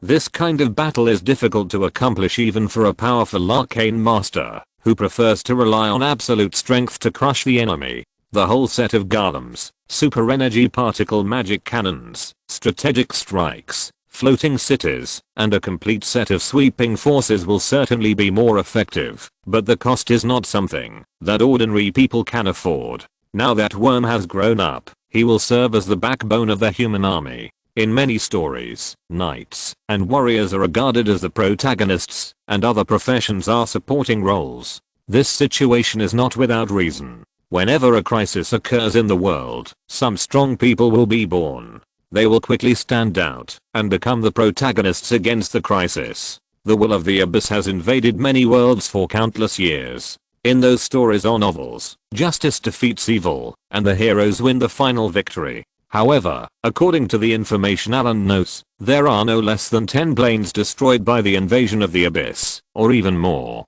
These worlds also gave birth to many outstanding people in the crisis, and even became true gods, but they were eventually defeated by the abyss.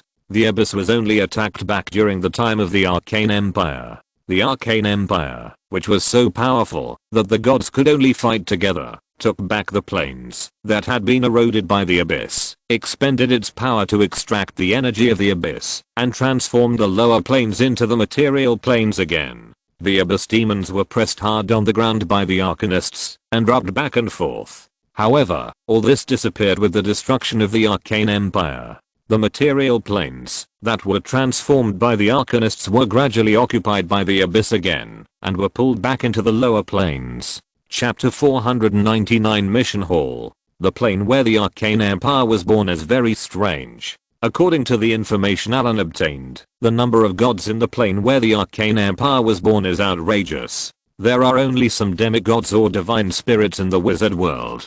Perhaps there were indigenous gods when the wizards first came here. The gods in the Tebas world are also rare, and even lost contact a long time ago. Most of the gods in some planes have only one or two. In the plane where the Arcane Empire was born, there are dozens of true gods of all sizes. If you count the retired ancient gods, there are almost hundreds of fallen and disappeared gods. Such a huge number is simply terrifying. So many gods are crowded in one plane. Just thinking about it makes people's scalp numb. The contradictions between various pantheons and some opposing gods can be imagined. That plane is definitely a high incidence area of war. All kinds of gods and spirits, the blood of the gods, and the incarnations of gods will run into each other accidentally. Even legendary spellcasters have to be cautious, because you may bump into a few perverts at any time. The pressure of life in that world is very high. This world is the safest plane in the multiverse, because of the large number of gods. Except for the crisis caused by themselves, it is difficult for other outside world to affect them. With so many gods, it is good enough that they do not invade other planes. As for invading this plane, do they think their lives are too long? According to the information obtained by the Arcane Council, this plane has also been invaded by other gods, but the invading gods soon found out why the flowers are so red after arriving here. As for the invasion of the abyss, the strong people in that plane have already regarded the abyss as a trial ground, and there are often advanced legendary professionals who go to the abyss to hone themselves. Moreover, the abyss there borders the hell of Beta. The bloody battle in the abyss has been fought for countless years, and those demons have been pressed to the ground by the devil. Compared with other planes, this plane is so powerful that it is despairing. There are several most dangerous things in the multiverse, including the invasion of the abyss, the Zerg frenzy, and the ancient evil, including abominations and gods. It is difficult for ordinary planes to survive if they encounter one of them. This plane still exists well. After experiencing all three of the above, the abyss was used as a trial field. Ancient evils were sealed or killed. The Zerg frenzy was eliminated, and the evil gods were even captured and studied by some powerful spellcasters. From these data, we can see how powerful that plane is. Allen stretched his body, put away the modified equipment, and then took out some other equipment. There is a kind of peculiar equipment in the world of Diablo. The grooves on these equipment can be inlaid with gems, jewels, and rune words. Although they have been weakened a lot in this world, they are still good equipment. Allen synthesized some rune words with Heradric cubes and took them out as rewards. After spending some time to transform the equipment, Allen came to the first floor of the wizard tower. This is a task hall set up by Allen. The wizard tower was transformed into a room with an area of 1000 square meters. In the hall, Allen deliberately placed several steel golems to guard against some unruly wizards. This is a deterrent and a warning. There is a huge crystal wall in the task hall, on which are various tasks issued by Allen. Now it is managed by Tower Spirit number 1, and the task issuance is also based on the standards set by Allen. In addition to the initial floating city construction mission, Allen also started the ecological park mission. After all, after many expansions, the ecological park in the Wizard Tower has become very large. Although there are many mermaid maids, Allen's business is also large. The Dark World, Golem Factory, Demiplane, Technological Plane, Mine, etc. all require people to be stationed for a long time. Mermaid maids are now a bit tight. In addition to Allen's maids, there are only 2 pets in the Wizard Tower, Alex and Hourglass. These 2 little guys are now running around outside the floating city every day, and even go to make trouble for others. However, after being caught and taught a lesson by Allen, they have become much more honest, but they can't be counted on for help. Ecological Park, take care of thorn grass for 1 week, 20 points of reward. Requirements: intermediate knowledge of botany and potion science, familiar with the characteristics of thorn grass. Ecological Park, the piranha field is about to be harvested, requiring a lot of labor. 50 points of reward, requiring proficient picking skills, and the strength of a high-level wizard apprentice. Various tasks are hung on the crystal wall, and some tasks are marked with changing fonts. Most ordinary tasks are white or green, and more difficult tasks are green. Those that require special skills are yellow, and the most difficult and profitable tasks are red. Low-level tasks are on the periphery, and the closer to the inside, the more difficult the tasks are.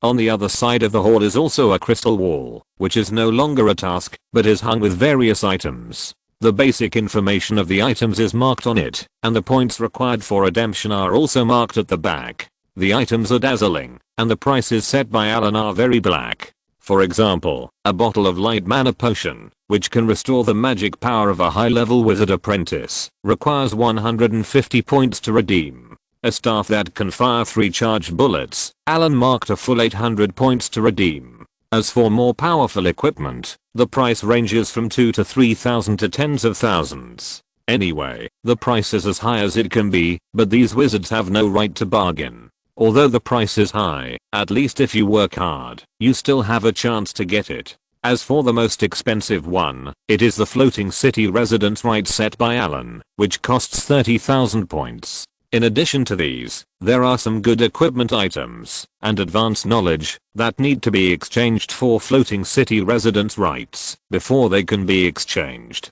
Now the crystal wall is still grey, which means that the exchange channel has not been opened. This time Allen brought the things here to squeeze out the points of this group of people. Only when they get benefits will they believe and work harder. Watching the fonts on the crystal wall light up, the wizards drooled excitedly at the items marked on the crystal wall. After this period of hard work, these wizards have accumulated a lot of points and are already eager to exchange. Allen naturally has to meet their requirements, and after the exchange, Allen's reputation will be greatly affirmed. Whether it is the wizards who want to join the floating city or want other items, they will definitely burst out with greater passion. He handed the item to an arcane guard, a legendary construct that was enough to keep the item safe, and then left without stopping. You didn't need to look to know that the exchange office was already crowded with wizards who wanted to exchange items. Chapter 500. You've become very capable, Allen said expressionlessly while looking at Hourglass in front of him. Living in the element pool for a long time has made it grow quite fast. In the past 20 years, its body has grown to more than 10 meters in length. Its huge dragon wings and solid scales all prove that it is strong enough. However, this giant dragon does not stand at the top of the food chain with a majestic and domineering aura. Instead, it tries desperately to shrink its body. A pair of dragon wings tightly wraps its huge body, and its head hides under its wings, like an ostrich burying its head in the sand. Alex next to him is the same. His huge body hides behind this, looking like a guilty thief. Dragon fruit, blood essence fruit, bloody banshee and other mature demonized plants have all been eaten by you. This is the output of the ecological park in half a year. I didn't pursue it too much when you stole a little before, but now you have become more aggressive. You are so bold. Allen sneered at the two pets. These two guys eat and sleep every day and like to run outside the floating city after that. Allen is usually too lazy to take care of them, basically letting them go, and as a result, they make trouble everywhere. This morning, Allen went to the ecological park to find some materials, but found that most of the magic plants that were in harvest period had been picked in advance. Moreover, many magic plants were injured when they were picked, and the result was this scene in front of us.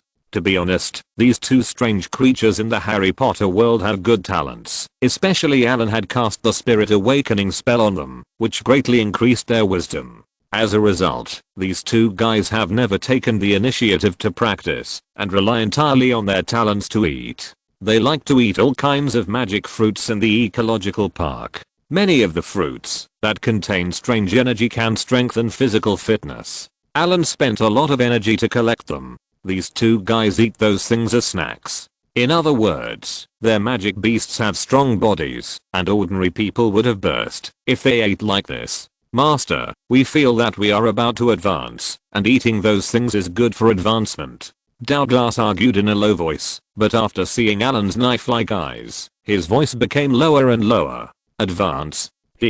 What's the use of you useless dragons and useless birds advancing as ingredients? Allen glanced at them and said, Master, we are also very strong. Alex couldn't help but say, okay, since you are very strong, let's test it. Allen looked at the two pets and his heart moved, and then said, if you meet my requirements, I will let you go for stealing this time. If you don't meet my requirements, he said with ill intentions, and turned around Douglas and Alex for a few times. Master, how are you going to test? Hearing Allen say that he would not pursue the matter, the eyes of the dragon and the bird instantly lit up.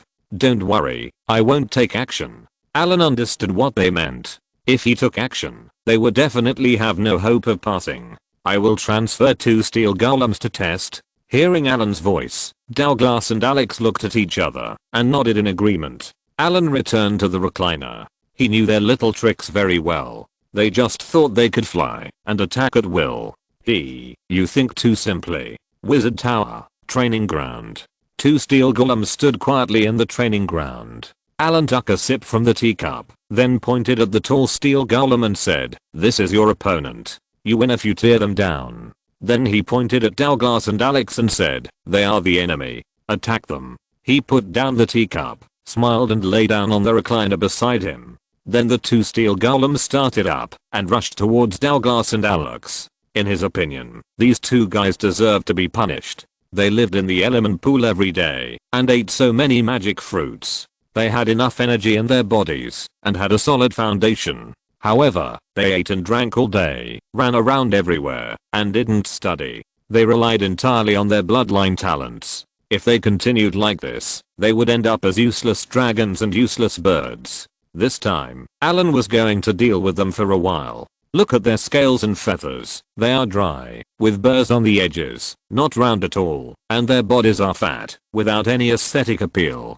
The muscle contours are not obvious. Obviously they have lived too comfortably, and are lacking in quality. After the 2 steel golems started up, they rushed directly towards Douglas and Alex. Although as large-scale constructed life forms, their speed seemed a bit slow, but their actual speed was not slow at all. Douglas and Alex saw the golems rushing up, and they jumped directly into the air, and then used Dragon Breath, Flame Shock and other spell-like abilities respectively, hoping to rely on the air advantage to slowly wear down the 2 steel golems. But they didn't know that the steel golems that Allen had improved several times were not easy to deal with. The metal shell mixed with magic gems had an amazingly high resistance to spells. Douglas and Alex's attacks did not cause any damage at all. The 2 steel golems rushed out of their flames without slowing down. Slow spell. A khaki light shot out from the steel golems and instantly hit Douglas and Alex in the sky. Their originally fast speed suddenly slowed down, and the height of their flying bodies also dropped a lot.